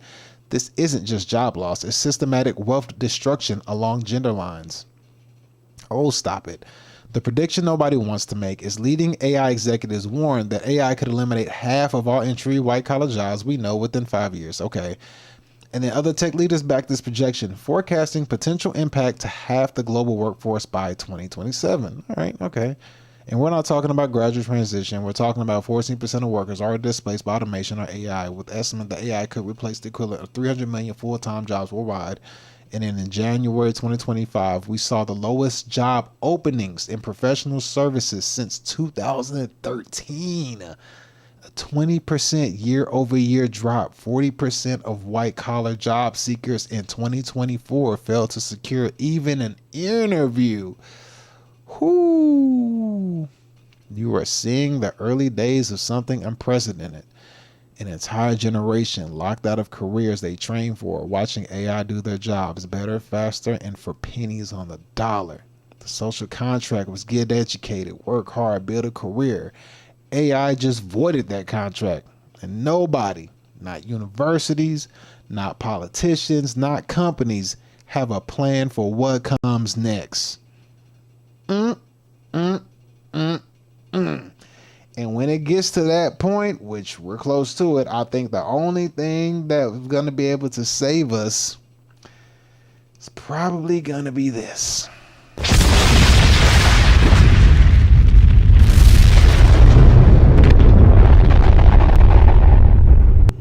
We're getting to that point. Speaking of jobs getting taken over, Let's go ahead and take a look at AI in the healthcare workplace. Let's see what they got going on over there, because even the healthcare workers ain't doing too shabby. This guy, he made a video back in May of this year saying that AI replacing doctors in 3 years. He said this is what he heard at a medical AI conference. So let's see how this thing pans out. This ain't looking too shabby. Here we go. Let's see what this doctor says. Will replace healthcare workers within 3 years. AI will replace healthcare workers within 3 years. I just got back from a medical AI conference, and one of the keynote speakers said something that really shook me. He said that AI is going to replace most of the healthcare workforce within 3 years. Not assist, not augment, replace. That includes doctors, nurses, physical therapists, respiratory therapists, support staff. The list goes on. Basically, AI will handle diagnostics, documentation, and all patient communication from scheduling to billing to medical records. I don't think healthcare providers will go away entirely, but medicine is going to look a lot different in the coming years. Hopefully it'll be for the better. What do you think? AI will replace healthcare workers. Yeah, I don't think it's gonna be for the better. I mean, being for the better is being is to say being for the better is saying is saying that things have gotten better since you've been born. Since you've been born, have things gotten better as you've gotten older, or have things gotten worse as you've gotten older? Has life gotten cheaper or more expensive since you've been born? You know what I mean? Like, life has always gotten more expensive since you've been born. It's never gotten cheaper. That's just the nature of the beast. Ain't nothing ever got cheaper. Everything has always gotten more and more expensive. So at this point, the highest cost would be no purpose in life. So to take away, or like that last thing that I just read, replace entire professions or degrees with AI, it's like, what could be more expensive than that? That's like the top ultimate expense, is to completely get rid of the purpose or need for you altogether and destroy your means of income by replacing you by a freaking robot. Whew, that's not looking too good. But we got another dude here who's going to go and he's going to tell us a story about how AI is taking over healthcare as well. He's going to tell the story of him training the AI to replace him, which is just some straight BS. But let's go ahead and see what he has to say about this right here. So we got this gentleman here. Let's see what he has to say. There we go. This is a story about how AI is taking over healthcare. So I work as a nurse and I have several jobs. One of them, I work from home, as you can tell by my appearance today. And I work as a triage nurse, where people will call in and say they're having certain symptoms. And I tell them, you know, you should go to the emergency room, you should call 911, you can take care of this at home, you know, whatever. And we've been informed that we are now going to be prompted by an AI chat function that listens to our conversations and prompts us with what it wants us to say. And we have all been nurses for years and done this job for years. So we know what to say. But the kicker is we also need to correct the AI text. When the call's over, we look through the transcript and correct what was said, because the company wants AI to learn. So we were like, well, is this just going to replace us? And the company's like, no, it's a tool. But we're like, but why do we have to teach it if it's a tool to help us? And then the next step will be you'll call and just speak directly to AI. You know, why get humans involved at all? Yeah, exactly. He was like, if we're teaching the AI, isn't it going to replace us? The company said, no. But in the back of his mind, he was like, You lying ass bitch. He was like, oh, okay. You telling me the truth? All right. I don't believe you. If I'm training the AI to do my job, I know how this goes down. Everybody's been at a job where you've trained the new person to teach you how to do your job, and then you end up getting fired after you train this person to do your job. We've all been there. We've seen it. We've all trained somebody to do our job just to get replaced by that person. So, yeah, especially if you're a nurse, how much nurses getting paid? A pretty penny. How much the AI getting paid? A lot less than a penny. So the ROI for this AI to come in and get you out the way and work 24/7 and replace you, like, you know, nurses getting paid like 80,000, 120,000, 150,000. But we'll say between 50 and 150,000, and to get rid of you and replace you with an AI, like, how much money that's finna surface to the top. And you got how many nurses to get rid of? Like, man, and just think every job industry over time doing that, and all that money just goes to the top. It's not gonna be good. It's just the inevitable situation that's happening.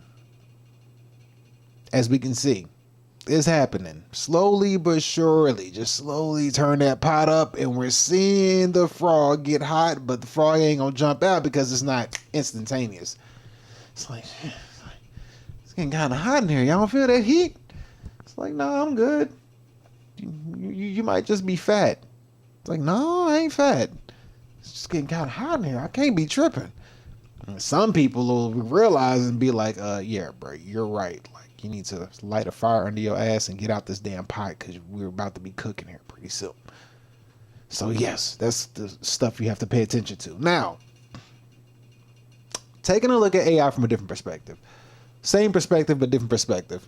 We have this gentleman who's going to speak on the AI companies and what the end game of AI looks like. What the end game of AI looks like. And I like the urgency and the light of fire under your ass and the foresight that this dude has, because I agree with him wholeheartedly on what he's about to say. I'm about to show you. He's going to talk about, like, yo, like this shit here, it's not going to be good in the future if things go the way they're going. And he has a very, very good point, because he's basically saying, like, it's not what people maybe it is what some people think, but to the magnitude and to how soon it's going to happen. But I'm going to let him explain it, because he does have a better way of putting it together, because he sees the big picture. And I see the picture the same way he does. You remove all people out of jobs. You get AIs and robots into people's places. We all see that stuff. We've all seen movies that showed us this. But then the humans, they lose purpose.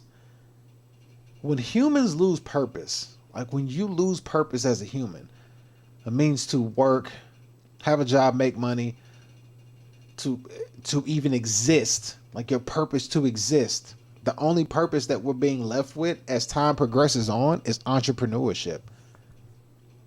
Because everybody's looking for jobs, but it's like they're pushing you to entrepreneur. That's where everything is getting pushed towards. It's like they're making you needing to be an entrepreneur as your only way of existing, because they don't need you for jobs, because, well, hell, they got AI for jobs. They don't need you. So as time goes on, it's like, well, like, you can get the hell out of here. We really don't really need you that much more. So if you can make money on your own, good, but we don't need you.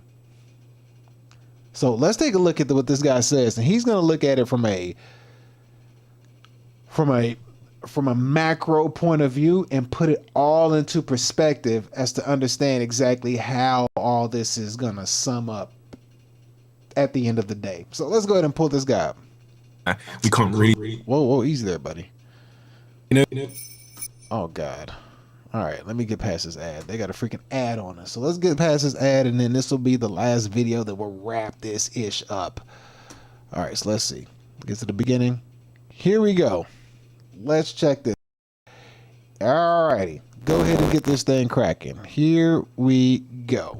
If you're worried about immigration taking jobs, you should be way more worried about AI, because it's like a flood of millions of new digital immigrants that are Nobel Prize level capability, work at superhuman speed, and will work for less than minimum wage. I mean, we're heading for so much transformative change faster than our society is currently prepared to deal with it. And there's a different conversation happening publicly than the one that the AI companies are having privately about which world we're heading to, which is a future that people don't want. But we didn't consent to have 6 people make that decision on behalf of 8 billion people.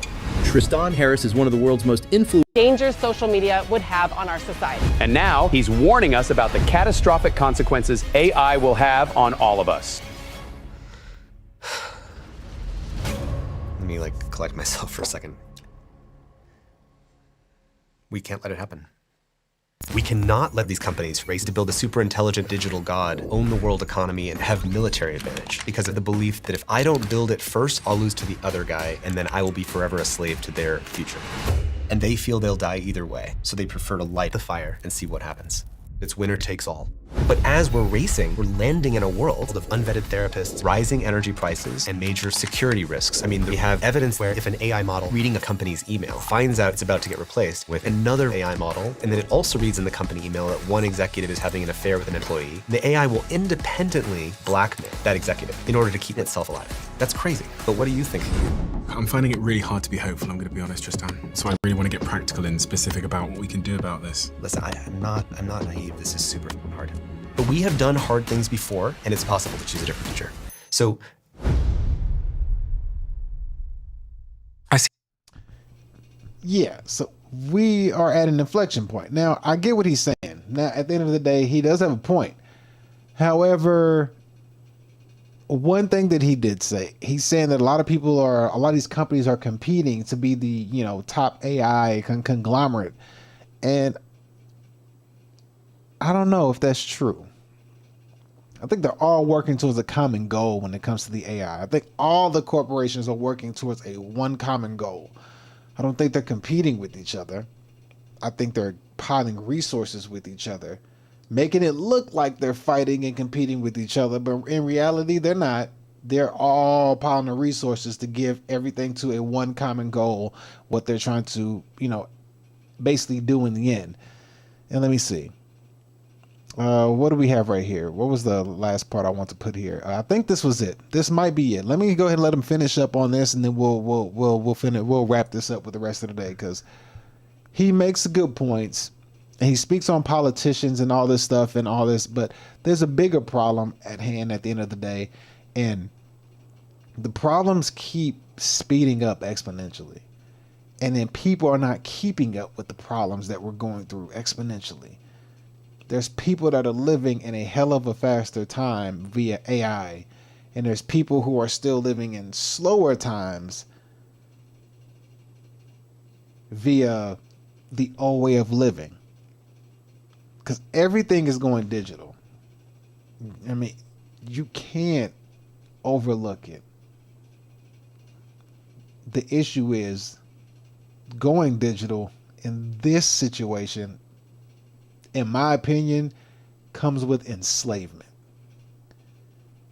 Going digital comes with enslavement. When you get into everything digital, you become a slave in every aspect. Your camera, your phone microphone. Everywhere you go, everywhere you drive, you got a Tesla. You got cameras in and outside the car. Hell, you let go. The damn car drives for you. You don't need motor vehicle skills anymore at a certain point in time. Your bank account, your finances, all digital. Your healthcare, your records, all digital. Your digital ID, digital. Everything becomes digital. But then it changes to who monitors the digital. Because now when you're in a digital world, it's no longer, they're moving toward it no longer being managed by a flesh and blood human. It's going to be digitally managed by a artificial intelligence, because now you're in a artificial world. You're no longer in a regular world where you turn wrenches and stuff like that. That's going away. We're pushing everybody to an artificial world where you'll be dealing with an artificial entity governing you. And you got to figure out a way how to stay outside of that. That's why I say commodities and hard assets will be the thing that'll help you stay out of that. Now, will they leave you alone staying out of that? That's the question that we can have, because if you look at the movie The Matrix, remember when they plugged in, it was one thing. When they unplugged, the world that they lived in while being unplugged was shit. It was a terrible world it was a terrible existence they lived in when they were unplugged from the Matrix. But when they went into the Matrix, everything was nice and, well, once everything was nice, but the existence could have been nice in the Matrix, but they were battling when they went into the Matrix. But when they unplugged, they were in the real world. They had like one pair of clothes. The Centennials were trying to break into whatever it is that they had. Like it was a completely different existence. But let's let them continue and finish up right here. So here we go. So what can the person listening to this conversation right now do to help steer this technology to a better outcome? Let me collect myself for a second.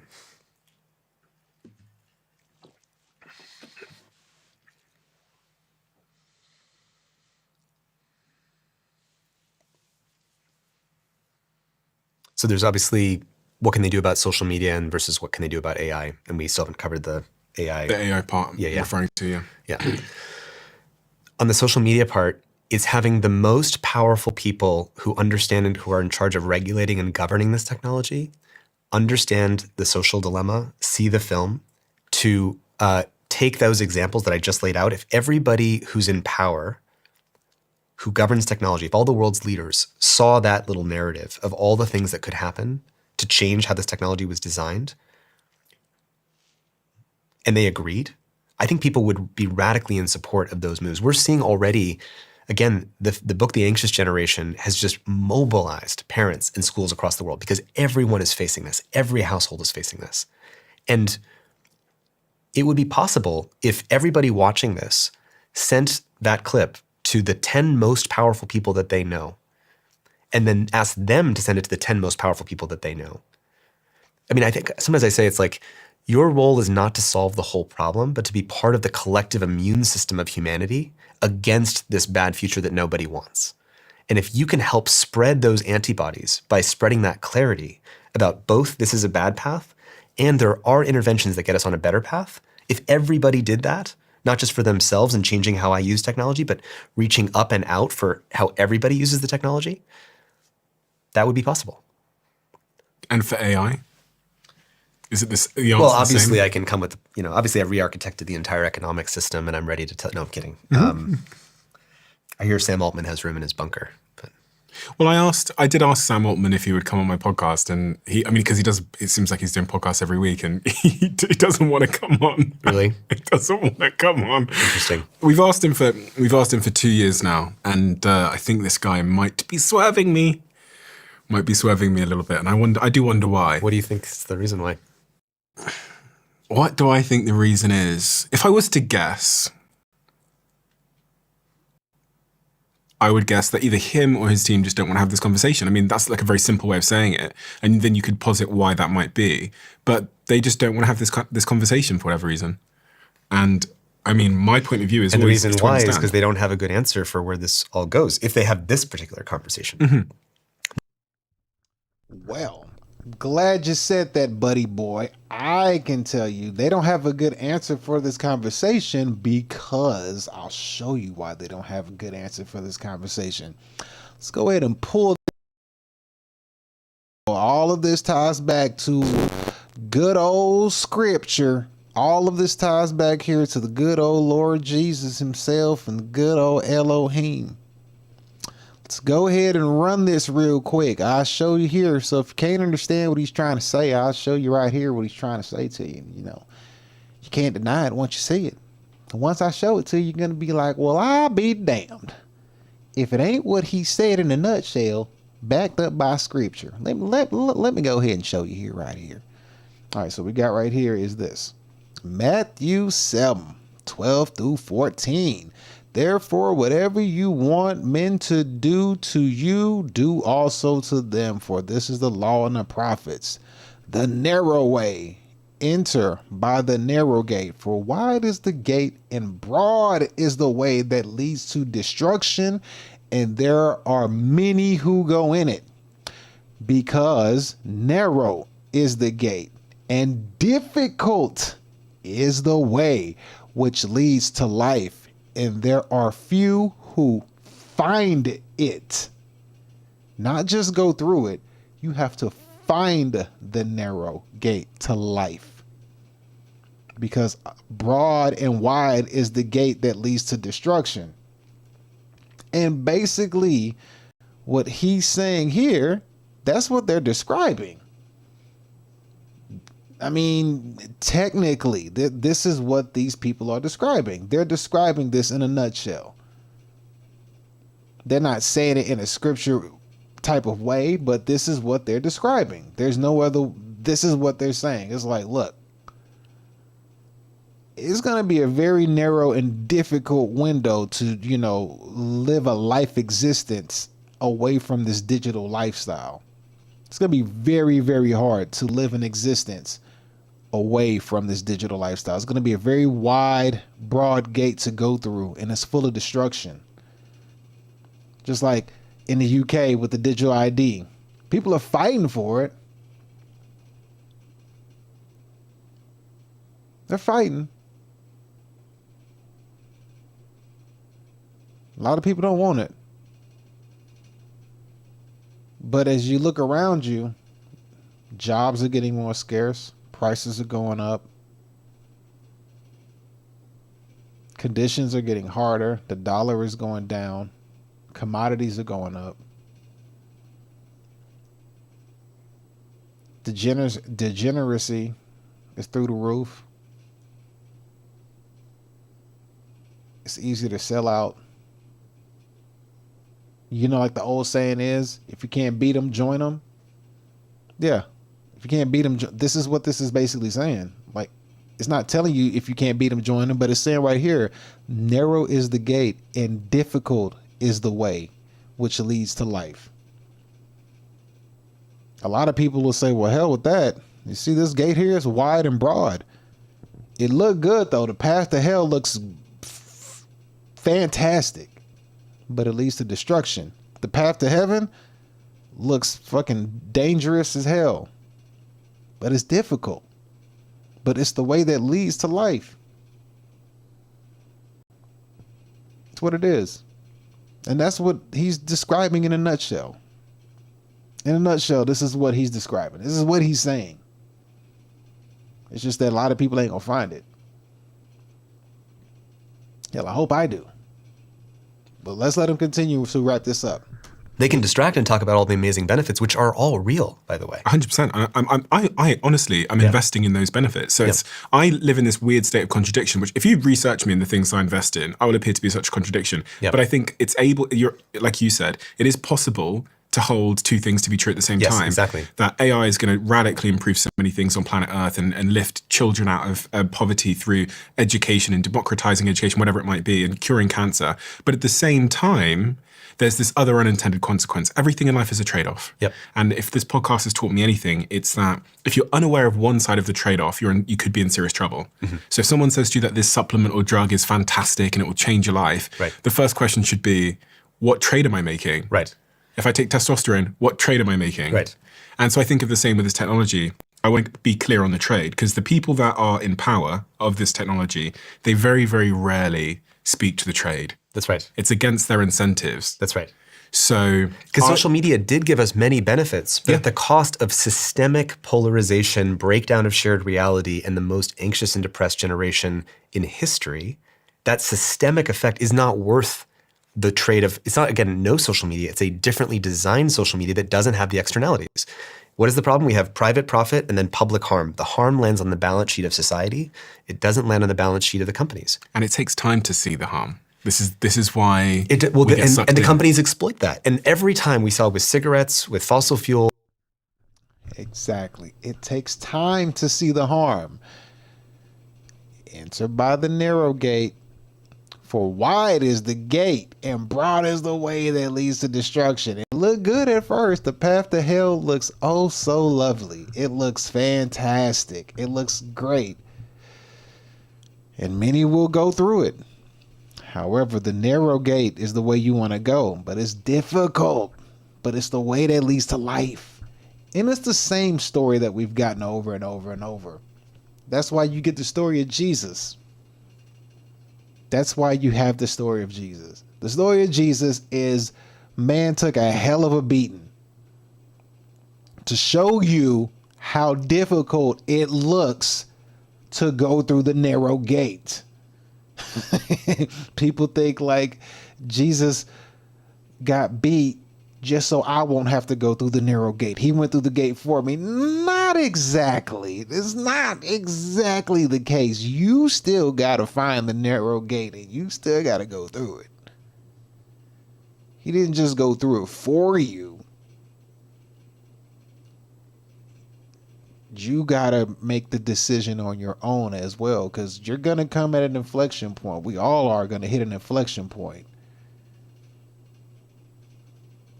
You can't just sit here and think like, oh, I could just do whatever I want. I'll be good. He died for my sins, so I can do whatever I want. It's like, yes, you are a sinner, but you still got to make right choices. You still have to, keep your eyes open to pay attention to what's going on. Things are going to happen. You still have to go through the right gate. You may sin on your way through that gate, but you might get to the narrow gate. You might sin on your way to the narrow gate, but you still got to find it, because you can still go through the wide gate at the end of the day when it's all said and done. Let's let them finish up. Here we go. Oh, whoops. Oh, yep, there it is. Where is it at? There we go. Let's let them finish up. Here we go. With asbestos, with forever chemicals, with social media, the formula is always the same.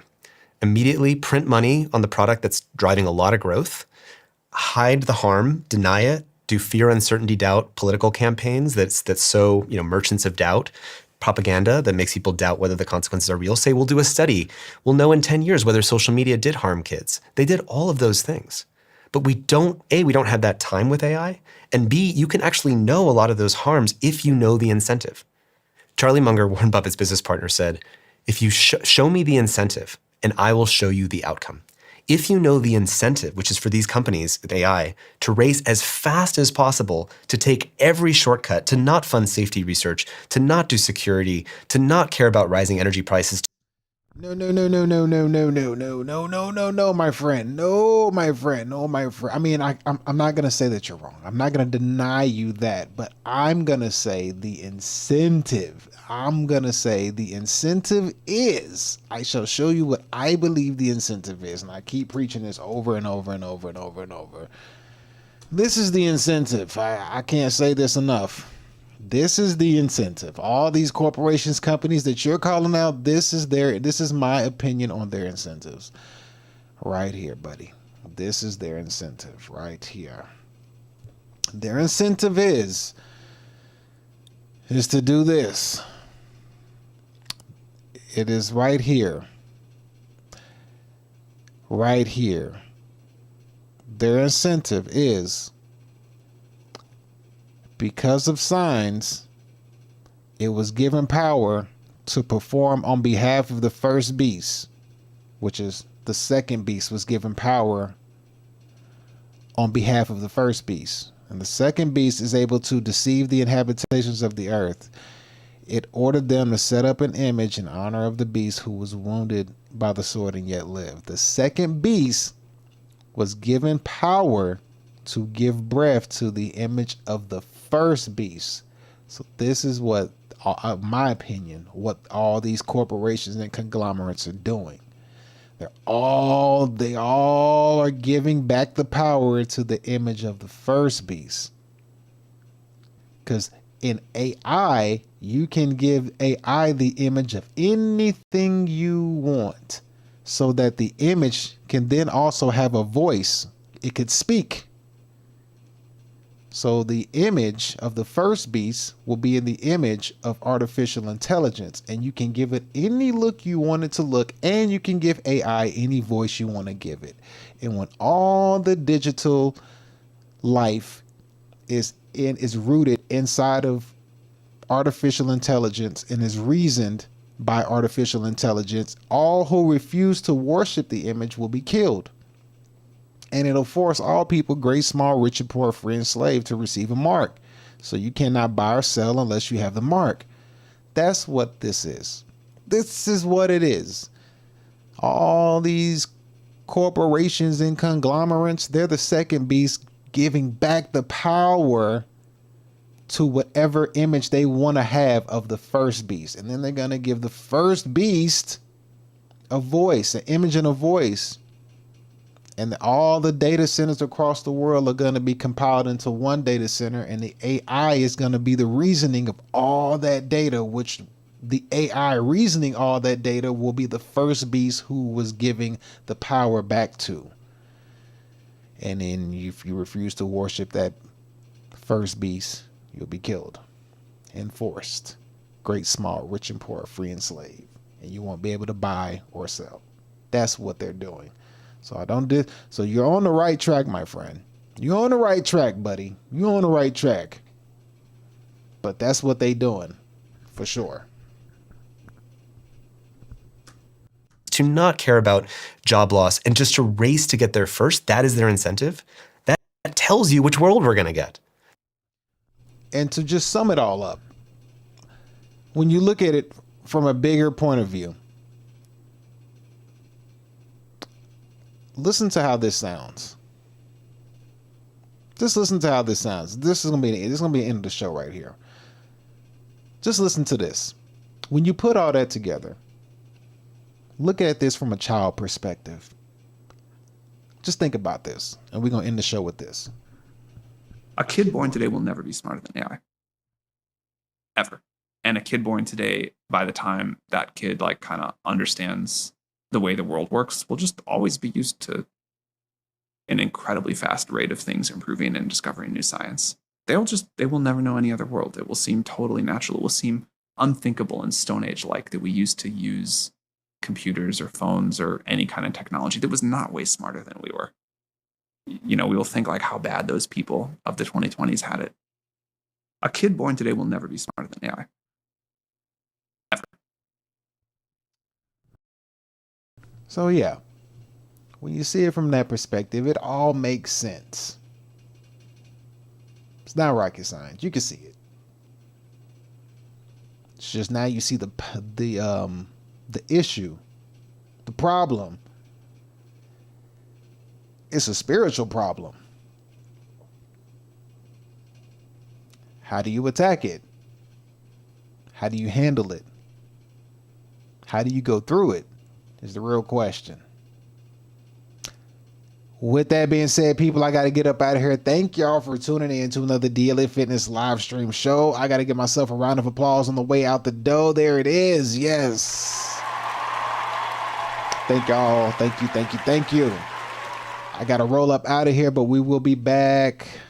If not tomorrow, probably not tomorrow. We'll be back Friday for the show for the end of the week. So with that being said, thank y'all so much for tuning in.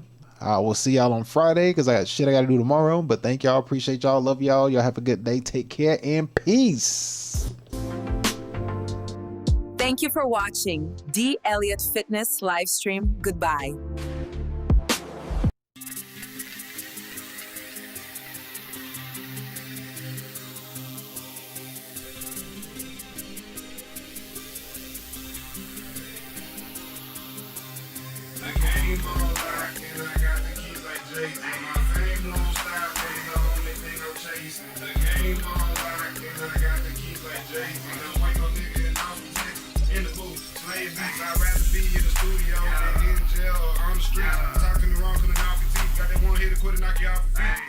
Baby, I'm obsolete. Pockets chunky like cottage cheese. Real nigga, I just gotta be. Smoking weed that don't gotta see. Used to be a hustler prodigy. I love when people say they proud of me. I'm eating good, smoking broccoli. Taking over blocks like Monopoly. Only fuck the ones that's my policy.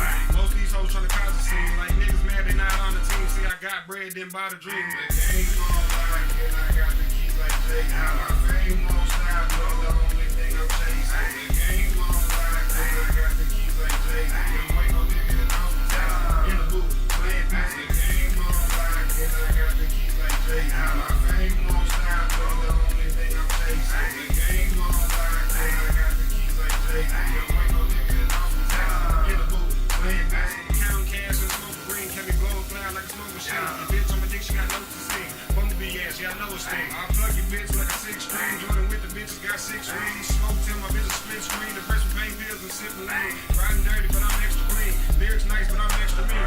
All-star heavyweight like Overeem. The bitch learns like she over me. I flip money like Clover G.